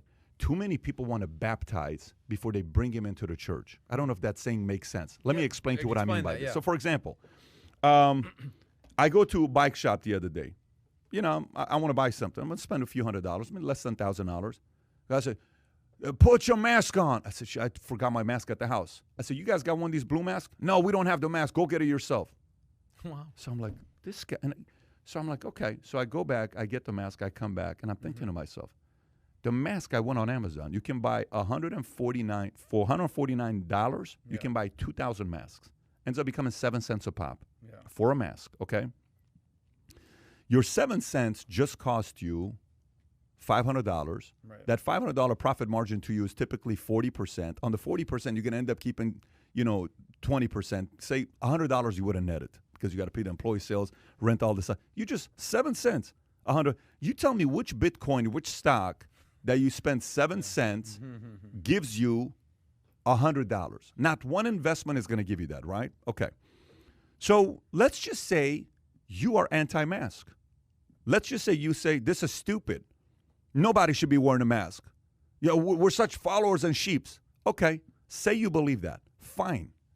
Is it worth you not having a box of masks there to allow a liberal who wears 4 masks to come in that spends $1,000?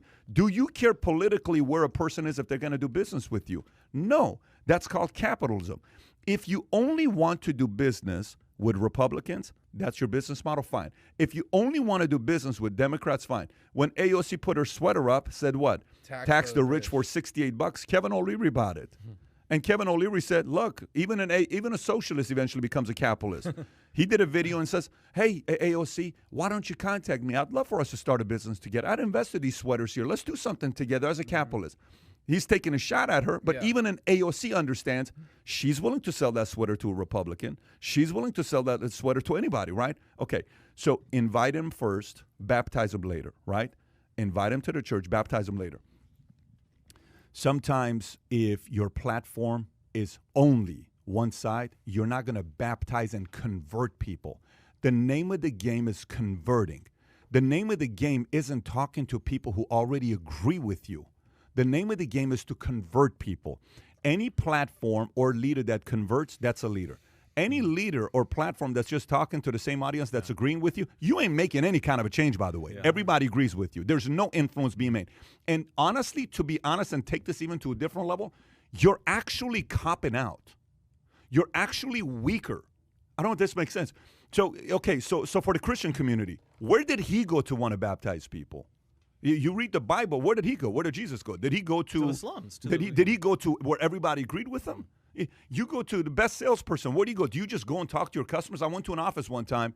You know these companies that they do the trashes, they recycle. What do you call those companies? Something landfills or something. What is the name of it? There's a name of it. No, it's actually it's a multi-billion-dollar company that recycles papers. We have them ourselves. I don't know the company. We have a big contract with them. Anyways, so I go into the office. And the vice president of that office invites me in, and I'm speaking to their guys. And can you talk to my sales guys? I'm trying to figure out a way to improve my sales guys. I said, great. So I sit up and I say, okay, out of your calls how many calls you make per week? They give me the number. I said, how many are to existing customers? How many are to new customers? Oh, 95%. I'm like, okay, 95% to new customers, right? Oh, no. 95% to existing customers. So I said, there's your problem. I said, we don't even need to go anywhere else. Speech over. I said, how long have you been in sales? 20 years. How long have you been here? 15 years. How long have you guys been flat in this office? About 9 years. We don't call it flat. We just call it consistent.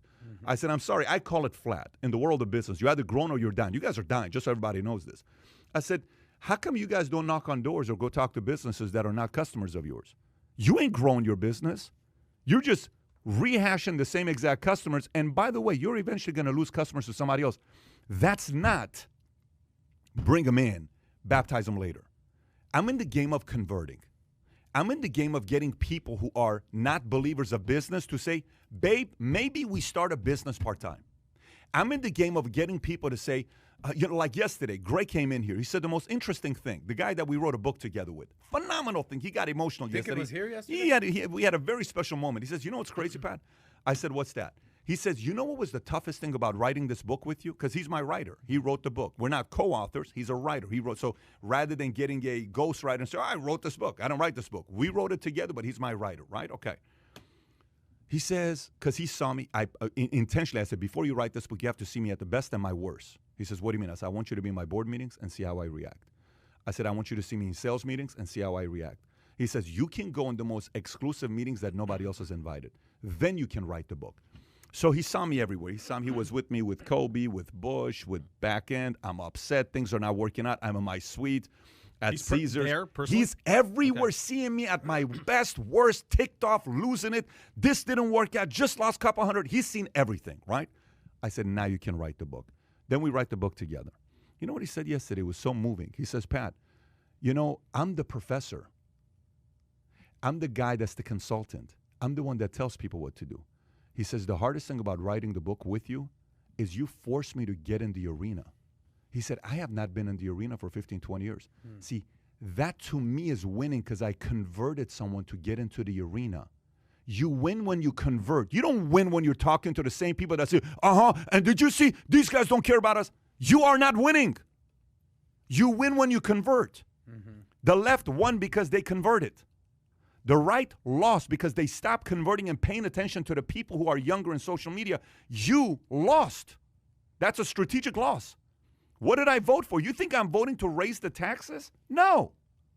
You think I'm voting for, I got an email yesterday from my friends at Goldman Sachs. There's a very high likelihood taxes are going up. I've known this. You think we voted for that? We want to put the money back into the business. No, we don't vote for raising taxes. We don't vote for, hey, let's go pay off everyone's college. We don't vote for that stuff. We vote for free enterprise, free market. I don't care who the person is. I don't even want to see the face of Trump and Biden. Give me your policies. I'll tell you who I'm voting for.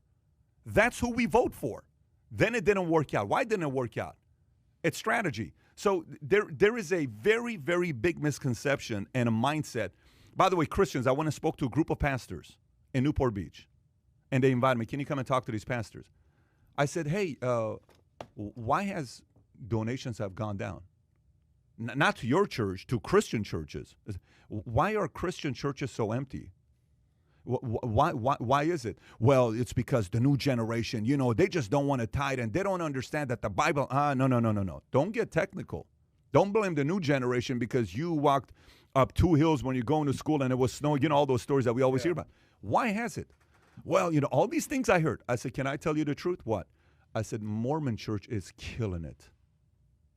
Same generation. Why is Mormonism killing it? I said, you ever gone to Mormon's YouTube channel? Can you go to LDS's YouTube channel? No. I pulled it up. I said, let's go to. I said, no. I said, listen, I'm not telling you go become a Mormon. I'm telling you, during the same time that you're losing members and donators, Mormonism's killing it. How many subscribers does LDS have? Just type in LDS and go to channel. 1.63 million subscribers, a religion. LDS has 1.63. You go look at the LDS church. Why have they? They have a system. They're young. Look at their videos. Go to sort by. Go to sort by on the top right. Look at it. 14 million view. Okay, 12 million view. 9.5 million. I'm a child of God. Okay. How come churches are not growing out? I go to a church in Dallas. I'm not going to say the name. I go to a church in Dallas. It's a big church. Fits 5,000 people. 600 people are there. Whoa. 75-year-old pastor is preaching. It's time to be a mentor. Let a young guy come in and do it. You preach maybe once a month. Yeah. But no, still have to have control. So again, but you're not converting, Mr. Pastor. But I know everything about the Bible. It doesn't matter. The idea of Christianity is to go disciple. It's the cost of disciple. When you become a Christian, the first book they ask you to read is the cost of discipleship, depending on what church you go to. Cost of discipleship is what? What happens to be a disciple? Because the whole idea of becoming a Christian is to what? To convert. The idea of business is what? To convert to somebody to say, I believe in you, Steve Jobs. Let's go change the world. I believe in you, Elon Musk. Let's go change the world. Don't ask any questions. Just get on the damn what? The jet, the plane. Don't question anything. Let's just go, right? Okay. People have forgotten that politics, business, religion, family, anything you look at is all about converting. And whoever's converting is winning. And whoever just wants to talk to people that agree with them, you are not losing. You're going to get your ass handed to you in ways you've never been handed to before. And the separation of the competitor is not going to be small. It's going to be a wide distance separation between you and your competitors. And it's not going to be pretty. That's what's going on today with politics. Yeah, very interesting. By the way, were they happy they invited you over at the waste management place to give that speech? Did they thank you? Church. Did they pay you? They never. See, this is the thing with me because I don't need the money. Like, I'm not a motivational speaker. Yeah. I go there because I like problems. I like to see what can we do. I never got invited back. You know what happened to them? The main guy got fired. Yeah. The main guy that's sitting there quietly behind closed doors, nobody knows who he is, making $200,000, you get fired. Mm-hmm. You know, extremism to me is just so unattractive these days. We've dealt with it to such a degree through that political cycle and through last fall and everything. I just people need a break from it. It's not working. It's not great. It's not good for this country. I'll give you an example. Last night I put Jimmy Fallon on for 5 minutes just to see. I wanted to just get a gauge what are talk shows like, because I never watch them, because they became so political. I mean, Stephen Colbert is literally a political show. And I turned it on, and it was a repeat from right before the Super Bowl, and him and Questlove and one of his other Roots band members were doing a contest to see who could make the best dip for the Super Bowl. It was a hilarious bit. And I'm going, this is so refreshing. I mean, this is just these guys. They're in the studio, right? There's an audience, a small audience, but they're clapping. People want to get away from the extremism. That's why I said I don't think these hardcore MAGA followers are going to be there for a Parler, because there's no one there that's leading them, and that they're just blindly following because he's saying what you want to hear. I don't agree with that. That I don't agree with. I think MAGA crowd is MAGA crowd. I don't think they're going. Trump yesterday for President's Day just got out to spend some time with people here in Mar-a-Lago. Yeah. He drove around, and people are going crazy here in. But that's because it's him. He was out there. They're not out there just. I get that. Okay. What I'm saying with this is, Trump. Okay, so my message isn't directed to MAGA people. It's not. My message isn't even directed to Trump. My message is, you had a candidate like Trump. He pushed the envelope. Yes, the Twitter stuff, out of control. Should have been controlled. Look at Biden. It's so quiet. Nothing's going on. Like you said something. You said it's so much peace or climate today, right? Mm-hmm. Okay. But the MAGA crowd had somebody to buy into, okay? What did Trump do? Trump went and converted people. Trump converted people. You have to know that Trump is a converter. In 2016, he did. Of course in 2016. Not in 2020, I didn't though. say 2020. No, I said in 2016. Right. Trump is one of the greatest converters America's ever seen. Are you kidding me? Like day one, you're like, Trump's going to run. Out of the 16 people, who's at the top? He's at the bottom. Jeb Bush was at the top with $140 million. Even Huckabee was ahead of Trump. Carson was ahead of Trump. Well, and then all of a sudden, anybody that can get you to vote for Obama twice and then vote for Trump, you're converting. You're a converter. You're a converter. Yes. However, they realized that they didn't have the right allies, and number two, they realized the Republican Party didn't have the right tools like the left does. The left controls all the tools. They didn't have all the tools. This isn't about that the MAGA crowd's going to go away. 50 years from now, we're going to watch a movie. If we're still alive, I'm going to be 92. We'll still be alive because 50 years from now, we're still going to be alive. Apparently, we're going to live to 130. 110, so we'll be good. So 20 years from now, 30 years from now, when we go to movies and we watch the movie of what happened the last 4, 5, 6 years with Trump, you're going to be like, I cannot believe I lived through that. That's what you're going to say. Yeah. I cannot believe I lived through that. Totally. But he is still going to have loyal followers 10, 20, 30, 40 years from now. This is not going away. If I sat down with Trump and I did an interview, it'd be a very different kind of an interview. Very, very different kind of an interview. It'd be a very different kind of an interview because, my opinion, he's at a point right now that's a very challenging place to be, okay? Because, look, when you do case studies, what's the benefit of reading case studies? When you go to MBA school, what is the only benefit of going to MBA school? Don't make and those reading? mistakes. Yeah, you learn from other companies when you look at case studies. What is the best case study that Trump should study? What is the best case study that Trump should look at? What's the best case study? What family? What family? Kennedy? I don't know. Kennedy. Okay, Kennedy. What is the case study of Kennedy's family? Well, you got the Joe, the guy that started it all, right, who was in politics, Kennedy, then raising kids to follow him and, change the country. Yeah, telling his kids, hey, one of you guys is going to grow up and be a president. Which one's it going to be? Wear a suit at dinner. Look sharp. He's mentally getting his kids to be prepared to be a president, right? And essentially, they were supposed to be presidents for 16 years. Then the kids would have been presidents. That's the direction it was going. So then what happened? Who became the sacrificial guy? Well, JFK got assassinated. What happened to the entire Kennedy family? So Jr. to Trump right now, if he's a true believer and comes back and says, I'm going to come back in 2024 and does what he says he wants to do, if he does that, the same thing that happened to Kennedy's family could potentially happen to the Trump family. Okay? They're going to go after his businesses. He's going to be in court between now and 2024. He got acquitted, which means he can run again in 2023. Jack Dorsey said, I don't care what happens, I'm not letting him back on Twitter no matter what happens, right? So he's still going to have a different platform to be able to post stuff on. You're not going to go on Parler and be able to do much because Parler is going to be all on one side. You need neutral platforms to convert because Trump is the ultimate converter. Agree or disagree, Trump's a master converter. The guy went from being who he was to being a billionaire to being on TV to being all that stuff to being a president. You say, wait, you became a TV guy? Yes. What? You went from your dad was doing rentals on the other side. You went and became, The Trump name is everywhere, You wrote books, Wall Street bestseller, Newsweek. Yes. You became a president? Yes. What are you talking? So he's at a point right now that do I just lay low to make sure my family can at least have a peaceful life moving forward? Or do I say, screw it, guys? We may have a target from us from some of the most powerful people in the world that more powerful than us, but let's go save this country. It's going to be interesting. But the MAGA audience is not going away. Here's why I disagree with your disagreement that's good. of me. I'd love to hear it. Because Trump is a cult of personality. That's what he is. He's got that charisma where people would just follow him. If he decides, I'm not going back into politics, it's not worth it, these people, the MAGA followers, are going to feel betrayed. They're going to take it very personally. And there is no more MAGA then because they were there to follow Trump. And if he bails on them, they'll bail too. And you look at the people that have been arrested, that stormed the Capitol, right? And remember, we were on the air the next day. That happened on a Wednesday. We did the podcast on a Thursday. And I said that day, I guarantee you, they got about 2 weeks. Half these people that got arrested are going to ask to get pardoned, right? And a lot of them did. But, you listen to them now, and they all are saying, I thought I was being led to do this. I thought he was telling us. I mean, I think a lot of them feel betrayed, like he's stepped away. What percentage, though? What percentage?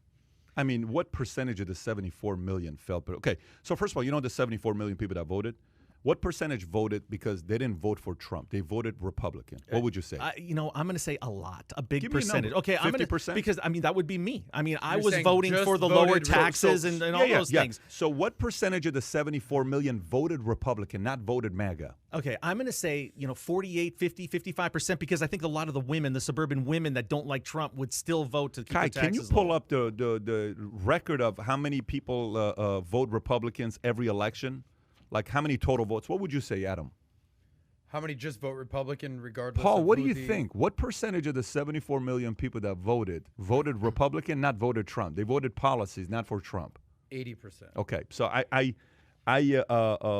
meaning they're voting Republican regardless. They're voting for his policies, but they're saying this guy's a little bit out of control on Twitter, but I have to vote for his policies. But I'm still voting Republican. Okay, so 80%. I think so. So then that means out of the 74 million, the 100% diehard MAGA believers are what?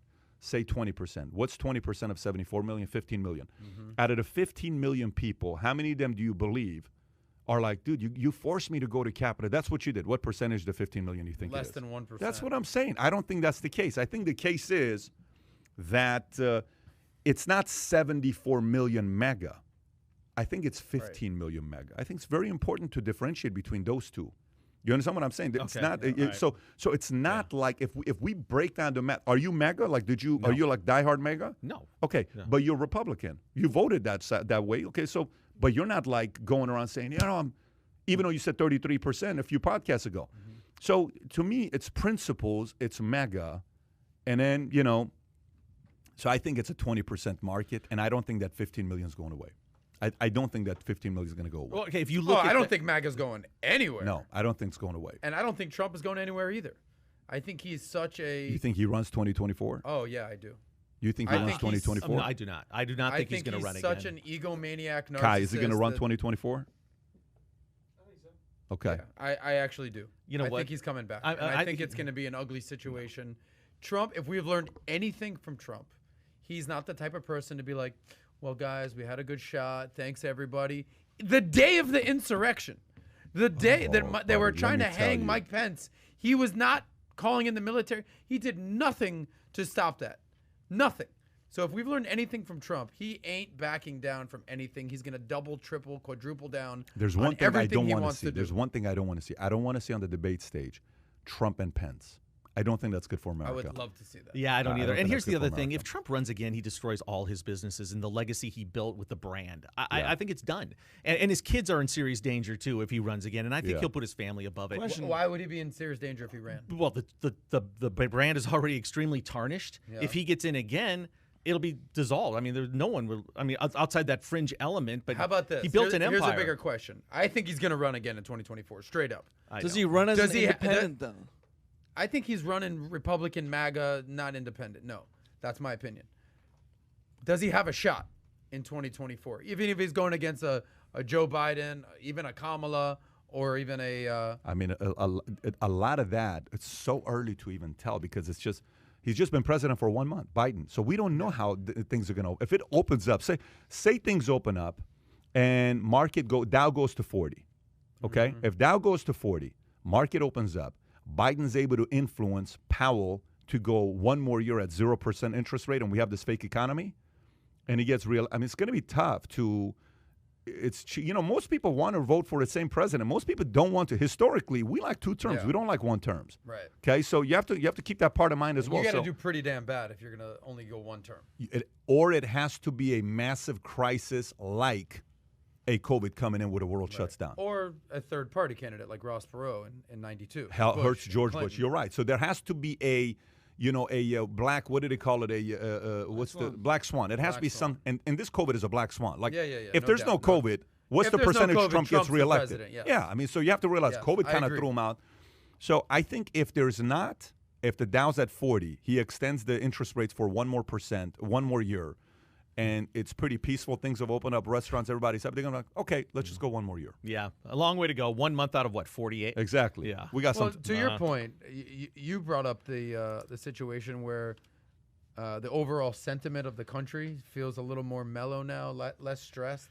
I threw it out there yesterday. Given the situation at hand I threw it out there as a question. Does there seem to be less tension, less stress? Does the country seem to be a little less on edge? And I'm just going to say, yeah. I mean, I feel it for real in California. It does feel different. And I don't think it's a rally behind Biden. And it certainly has nothing to do with Newsom, our governor, who hopefully we get out here in a few months. I think it's the byproduct of this. There's less bickering every day, this insane thing that we were going through for months and months. I think it feels differently. Walking around, I think, if there was any political motivation behind the shutdowns of what was going on, they're easing up a little bit. Like where I live, the restaurants are open again down or outside. I mean, these little freedoms you take, that you used to take for granted are now a huge deal to be able to go sit somewhere, go to a gym. These are huge things. And I do think the collective mood of the country is better over the last month. I agree. I just think the word that comes to mind when I think of Trump in the last 4 years, and it served him well in some cases and it served him not well in other cases, is frenzy. It was always a friend. The news of the day. And Trump tweeted this. And here's who he's fighting with. And here's what he said about this. And Trump did this. It's just so frenzied. And, every day, I mean, he would always, control the media, control the narrative, frenzy. Like, I'm good with Sleepy Joe, just kind of keeping it cool and just go be Sleepy Joe. We've had a very frenzied 4 years. Just get back to basics. Just do the work. It doesn't need to be a rock star. You don't need to be, a personality. Just freaking make politics work. It's so weird how we are as voters. We go from an Obama, oh, he's a socialist, he's this, to we go to a Trump. Oh, he's so, he's so, always nonstop talking. Like, can't you just be quiet? We go to a guy that never wants to come out and is just quiet. Yeah. We are so radical sometimes. Well, let me say something. And this is that I've recognized this, and I say this every time that they talk about politics. This is, if you want to know politics in this country, it's a pendulum. We're all the way here. It's like an oval? No, not an oval. It's like a half circle. Marriage is like an oval. Where's that movie? What movie is that? Harry and what is Harry Met Sally? Adam Sandler? No, it's the Adam Sandler movie. I now pronounce you Doug and Larry. Yeah, Doug and Larry, or something like that. Yeah, it's like an oval. Chuck and Larry. Chuck and Larry. Chuck and Larry's what it is. Close. Whatever. But a pendulum, think about it. You know, even the last 20 years, you go from Reagan, Yeah. right, all the way to the right or conservative. You know, Bush, 4 years. Boom, Clinton. Clinton, 8 years. Boom. Right after that, pendulum, go back to Bush. From Bush, you go to Obama. From Yeah, Obama, but you know what this is like? it's But just let me- keep going. I don't It's think like that's. a- I'll Yeah. give you a different analogy. If you want to do analogies, I'll give you. This is like the guy that's like, listen, man, this last girl I dated, I just want somebody that's a little bit calmer. I want her to be calm. Like, this is too much. Yeah. Like, she's like, Yeah. and he go, date to calm. Dude, I'm so bored. You know what I I need a want? I want crazy- I somebody need a that's wild girl. outside, you know, once again. And he like, and then I watched Yeah. Cocktails the other day, and he's telling the, what do you call it, you know, his buddy, Coughlin's Law, the guy, whoever that guy is. Coughlin's Law, Yeah, yeah. he says, you know, you can never land a billionaire. You can. He's teasing him. So he goes and gets the billionaire, the girl in the corner. Yeah. So he's going to her place, and one of the days he wakes up and she's like, and 2 and 3, and he says every fucking day at 5 o'clock in the morning, like he's like, dude. You wanted the girl, now you got it. It's like, I just want a family girl. So America can't make up We're their minds. bipolar. We're It's bipolar. like, it's an understatement. You know, over the last month, I've literally, you know, for VT Post, I'm going, there just seems to be better stories to Yeah. cover, better stories to choose. And I'm going, why is that? Have more interesting people just come to the forefront? But here's what it is. Trump is such an oxygen suck. Yeah. You know, he absorbs everything from both sides. Both sides are obsessed with him. The left Yes. side hates him so much that's all they can do is talk about him and react to him. Same thing with the right. He dominates everything. Every Yes. news cycle. Hollywood changed because of him. Every industry essentially changed because of the feeling. He just sucks all the energy out of a room. Right now, there's other things to talk about. You're hearing more about some business stories and they entertain. I think Hollywood might go back to being a little bit more Hollywood. I used the analogy of watching Jimmy Fallon last night. It felt like a different show compared to what he aired the last 2 years. So I think he is such just an outlier as far as the personality of him and what he brings to the table. I think it's better for the country if he probably just says, I had my run and I'm good. Well, other stories are getting some daylight. By the way, you if know? you think, again, we may have a different crowd because they're going crazy right now. I'm furious with you guys. If you think he's going to run again, put thumbs up. If you think there's no way in the world he's going to run in 2024, push thumbs down. I'm curious to know what people are going to say. And if you enjoyed the dialogue and your first time here with us, smash that subscribe button. Help us get to 100,000 subscribers. So let's talk about SPACs. What is a SPAC? What is a SPAC? Ooh, SPAC time, A special purpose acquisition company, which, to simplify what a SPAC is, it's essentially going public without having to spend the $4 to $10 million of going public and waiting 18 months to go public. It's somebody that already has a holding company on the market with some cash in it, and the stock's around $10. Some of them are $10.50 because they got a warrant on the back end. And you go and say, hey, let's do something with the SPAC. Couple months later, you're on the market with a ticker. Okay, so that's a SPAC to simplify it. But let me read a few things here for you. Roger Lee of Battery Ventures says that SPAC used to be a bad 4-letter word in Silicon Valley. Now the board of every high-profile startup is discussing SPAC as a legitimate way to go public, according to Jeff Crow of Norwest Venture Partners. The sudden burst of SPACs reminds some long-timers of the dot-com bubble in the late 1990s. Pre-revenue businesses with far-out goals are going public at astronomical valuations, and famous athletes and other celebrities are getting in the mix. The Wall Street skeptics, it looks like the finance industry's latest scheme to make money, speculators, et cetera, right? $44 billion so far and 144 deals, according to SPAC Insider. But the following names have gone into the SPAC movement. Shamat, who's a potential governor of California, Serena Williams, Steph Curry, Shaq, Alex Rodriguez, Billy Bean, Tillman Fertitta, Billy Fo. There is a lot. Kaepernick just got it. There's a lot of people that are going into the SPAC market, and Silicon Valley is saying maybe this is the way to go because people don't want to wait that long. Thoughts on SPACs? Let me tell you something. I, quite candidly, never heard of a SPAC until like the last Been around year. for a while. Yeah, I thought it was a super political action committee. You know, you have a PAC. I thought it was a SPAC. Oh, you got a literally- PAC? I got That's a super literally PAC. what I thought it was for I got a while. I got Yeah. super PAC. That's true because they do call it super PAC. But I don't know if it's just because I've been, following Chamat's interviews a little bit more lately, and he's quote unquote the king of the SPAC. But it's starting to pop up more, and I've heard it. And, I'm covering a little bit on the finance stuff and valuetainment economics, and finally yesterday I was like, Pat, we were kind of brainstorming ideas. I'm like, what's up with all these SPAC talk? Not smack talk. Not, not we're doing here. And you were like intrigued. You were almost like thrown off. Like, well, what do you know about SPAC? You were just like, who told you about SPAC? It's just been popping up a lot more lately. So give the audience what they want. Give them that SPAC talk that what's the point here? You just have to keep in mind, SPAC is you saving time and money from going public. That's what a SPAC is. Competition to an IPO. Yeah, different speed to market. Okay. Just think about speed to market.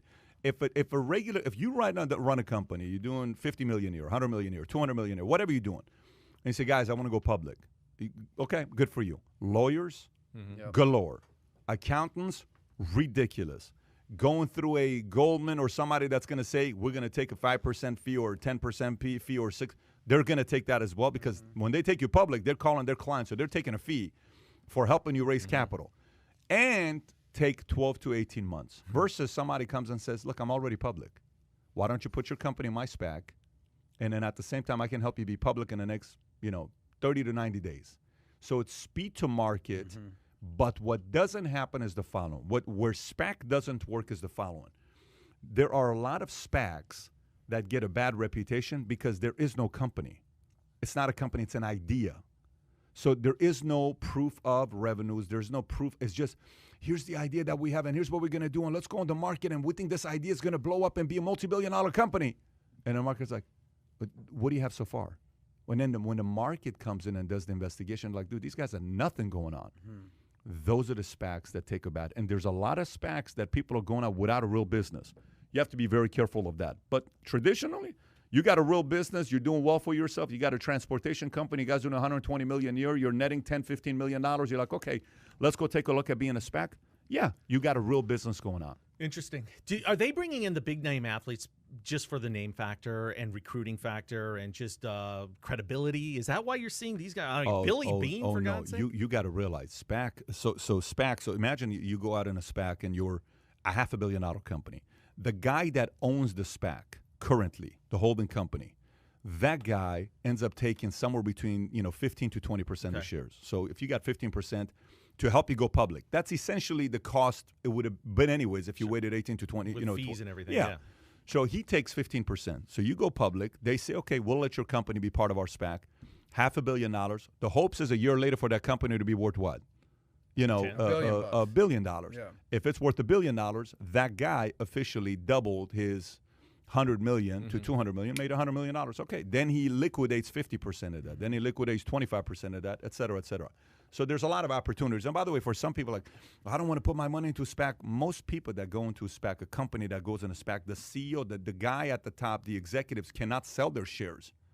They have to stay on. So it's not like, hey, I'm in, got the money, I'm out. There's a timeline because they're watching you. So regulators are watching you. So, yes, it's actually a very interesting thing that's creating. It's been around for a long time. But today, a lot of people, since things are moving quickly, are very much interested in SPACs. And some of the terminology you hear always thrown around with SPAC, you always hear blank check companies. Why is it considered a blank check company? Because there's no company in it. It's just money. It's a holding company with money in it. It's a holding like company. A shell company? It's a shell company. That you just plug in. All right. Yes. We're going to do That's this. That's a good way of putting it. Okay. Yes. It's a shell company. Okay. Speaking of IPOs, you want to talk about Bumble? You want to talk about that or Bitcoin with JP Morgan and Morgan Stanley? Let's go to Bumble. Yeah, so Bumble founder Whitney Wolfe Herd becomes the youngest self-made woman billionaire after IPO. Bumble founder is now worth $1.5 billion at 31 years old. She's also the youngest chief executive to take a company public in America, female. Co-founded a company about 7 years ago in order to reinvent the dating app structure. The app, unlike its competitors, gives women the ability to control the conversation. It is the only dating app where women make the first move. However, her journey into the digital dating scene didn't start with Bumble. In fact, prior to her start with the multi-billion-dollar company, she co-founded the biggest competitor, Tinder. Wolfe Herd left Tinder and filed a lawsuit against the company alleging sexual harassment. Tinder denied any wrongdoing, and the suit was eventually settled. Shortly after, in 2014, she founded Bumble. Bumble also owns the dating app Badoo. Together, the apps are used in 150 countries with tens of millions of monthly subscribers. Thoughts? It's so fascinating. I mean, she's a rock star. She's unbelievable. To think that she helped create Tinder. And you think of the perception of Tinder. Is there a more creepy dating app out there? Clearly, I'm not an expert on dating apps, but that just seems to me as being creepy. It'd be like you started Penthouse and then you quit and then you started National Geographic. I mean, going to what she did with Bumble. But she's brilliant. She's worth $1.5 billion. You know, she sued them on her way out and got $1 million because she was dating the other co-founder of Tinder, and she sued him for sexual harassment. He allegedly called her a whore and a gold digger and things like that. Right. So she got out with vengeance. She went out to create their competition and destroy them. I mean, that was literally her philosophy, and she did it. Mission accomplished. It's unbelievable. I learned about Bumble through my barber. All right, young guy, probably 26, good-looking dude. He goes, "Hey, TZ, I'm on Bumble, man. It's unbelievable. What is that?" And he's telling me about. He's pulling out his phone, showing me all the girls that make the first move. He had 2 serious relationships, and I think he might get engaged now to the one that he's been dating. She's beautiful. Two of them? He got engaged to 2 of them. No, he had a relationship that's with impressive. one. Double dip. I mean, it's unbelievable. He's going for his 3rd. It's incredible. Is he Armenian or what? He's just. He loves women. No, he's found someone that I think he's going to get engaged to. So it's great. You know, if she had done the SPAC, accelerated this even sooner, would she have to give up more equity? Is that part of the downside for a company or for a founder like that you're giving up more and do the employees get a little chunk of it? Because here's the other thing that she did over the weekend. The New York Post got a hold of a Slack message from her that she sent out to the whole staff. They went public last week. They killed it. You know, it went up by, I don't even know the numbers. I have them written down, but they exploded in the next 2 days. She sent a Slack message out to everybody and say, hey, don't look at the stock price. Don't think about the stock price. I think that's an unfair thing to say to employees, because if you were there to help create that company, that is your end game, the stock options that you have. How can you not? I mean, you know that you're going to maybe make a few million. So I think that was disingenuous. I thought that was a bad move for her to do that. Now, the other stat I have, and it's really unbelievable, is they only have 70 full-time employees. To build a company of that value with 70 employees, I mean, find me a man that's done that. That's incredible. Oh, I'll find you a man, all right. Right on Bumble. A couple different things. I've never done a dating app in my life, and now Adam, do we have a lie detector in the office? This is not good, Adam. Just listen. God's watching you right now. It's not a good time to lie. Just tell the truth. Just tell the truth. Okay, guys. Match.com. The first app I've ever used is Bumble. I recently started using it. And the women have to make the first move. They're pretty aggressive out there. Let me tell you, they're out there. So have you been approached? Approached. So what have you heard? Tell us. I haven't opened the app in a few weeks. Oh my gosh, Adam! I got 700 messages. He hasn't been able to open it since 8 a.m. I got like 12 full-time jobs to do a Bumble. What's the approach? What's been the best approach? Ladies will message you and say, like things like, "Hey sweetie, hey handsome, saw your profile, hey buddy." You know, not hey buddy, but. You know, for him, it's just sweet and buddy. handsome. Just whatever. They do make the first move. So then you obviously, all right, okay, what's up, girl? You know, I was like, what's your address? I'm coming over. I'm on my way. That's Tinder. I've never done Tinder, but I might have to look into that soon. No, for all the funny guys out there, never done Grindr. But hey, listen, if you got enough money, what's up? He keeps bringing up the apps he hasn't done. I mean, I think that's saying something. But someone pointed this out. I would love to give Whitney Wolf Herd credit, you know, youngest female billionaire, like obviously everything that's going on. I would love to give her credit for that. You pointed out, well, Kylie Jenner actually was the youngest self-made billionaire, but she didn't go public. But then you find out Whitney Wolf Herd, who's Herd? Who's that guy? Who's her husband? Well, it turns out Michael Herd is like an oil tycoon from Texas, our old stomping grounds. And believe me, he had some positive influence in the framework of this company. So it wasn't like some, lowly girl started a dating app and made it like to the big leagues. She had a billionaire buddy husband that I don't know if she met him on a dating app or not, but that How had old her is her back. husband? Do you know? Is he a lot older? No, they're Okay. similar age. Adam, also, she started the company in 2014, and they didn't get married till 17. I mean, they might have met before, but it seems like What this a was shot. Listen, You are you took a shot, trying to get man. a free Bumble account? What are you trying to do? Make me look no. bad here, trying to buddy? state the truth. What's But your the point is- profile on Bumble, honestly? What's my profile? Yeah, on Bumble.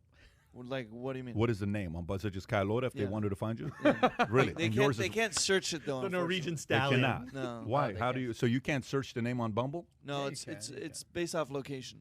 Oh, okay. Location. So you have to be location. Okay. I'm soy boy everywhere. All 50 states. I'm everywhere. Just find me, ladies, on the Soy Boy Mafia channel. Is there anything else to say about this, or that's I mean, Bumble. One thing. change? that I was waiting like it one changed thing- my life. No, it has not changed my life yet.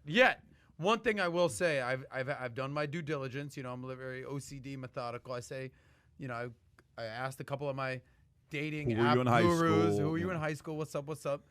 And without a doubt, everyone's like Hinge and Bumble. That's where you got to go. Hinge and Bumble. That's where it's at. Hinged. Hinge, Hinge. Hinge. Not the good To all dating the- site. to all the Hinged is gentlemen not out a good there. name for a dating site. Really? Hinged. Hinged. No, it's Yeah. not hinged. Uh-uh. Why? Hinge. Hinge. Hinge is what What's the dating hinged? site. What's hinged? Hinge is the dating site. Yes. And the And other Bumble. one is. That's like so. They're the two that people. So have you had a date yet from Bumble? I have not. I have not done Oh, a date. come on, Adam. I swear, I've You're never. using the app wrong. Bro, take my car if you need to. Okay, Like, this- I'm gonna where your car. But Kai has. Kai, have you not met a girl on Bumble? No, actually not. What are you just so doing? you know, your speaker's off. Yeah, Kai. What app do you? Because you've done some more. I've used more Hinge. Okay, there it is. Got it. If you're looking for a hot Norwegian man, ladies, hinge up Kai. Loot it. First of all, good for her. That's all I can say. Good for her for a doing great what she story. did, Tinder, and changed one little thing you were talking about. Girl approaches girl you approach, instead of you yes. approaching them. Changes a little bit and got a market for it where it's a little bit more where the guy's there, and if you're approachable, then they'll approach you, and you have a somewhere to take an next. You know what? Let's pull up Bumble right now. Let's see what we got.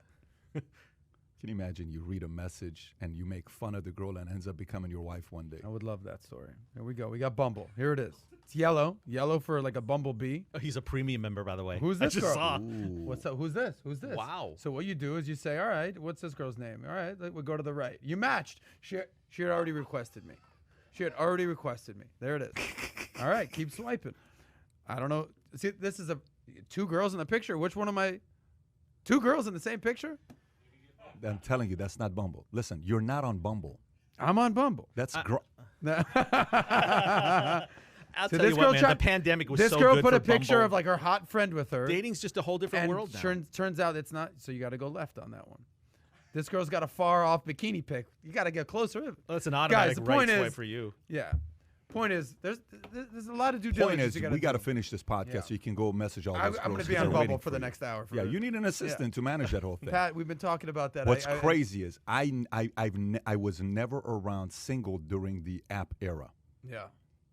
Yeah. So I have no clue. But I have plenty of people around me who are using Greek the app. God. That would have been the name. Greek Not- God. Your birthday's October, so it would have been Yeah. 10/16? 10/18. 10/18. Close, yeah. Greek God 10/18. Message PBD. Okay, so listen, if you're on Bumble, I guess this was the advertisement for Adam. Today's message is sponsored. Today's podcast is sponsored by Adam Sosnick's Bumble account. That's me. You can find him in Boca Raton. Adam Sosnick, soy boy. He is single, and he's looking very good with finances. Healthy, works out, wears very short shorts, and athletic. I don't know what else to Yeah. say. Knows how to do doesn't different eat That's on the accents. bio. He's funny. I do He's different comedic. accents. Yeah. He can do Jewish accent. No He problem. can do German, Russian. I mean, Russian. extremely talented. Thank you. I appreciate Extremely that. talented. So That- that was an that's endorsement. my bio right there. There it is. That's an Just put that on my Bumble profile. Wow. Short, So that's are the we goal. scheduled for Thursday? We are scheduled for Thursday, same time, 8 a.m. We're scheduled to do the podcast Thursday. Are you in town or Yeah. you're not? Okay, so Thursday. So here's what's going to happen Thursday. I'm not going to be on the podcast on Thursday. It's going to be you, Adam, and Kai doing a podcast on Thursday. I won't be here, but we're still doing a podcast. I'll be back next week. This week I'm going to be in, I got a flight to Louisville, then I got a flight to Dallas, then I got a flight to Hawaii. That's going on. This is a right. very, very busy week. Let me Having just said say, that, with the weather right now, I wish everybody traveling to you, and obviously you first and foremost, but everybody traveling, just be safe out there. yeah. And if you have Wi-Fi on your plane, message Adam on Bumble. Bumble, yeah, for Okay. sure. Hey, gang, if you enjoyed it, smash that subscribe button. We'll do it again Thursday. Take care, everybody. Bye-bye, bye-bye, bye-bye.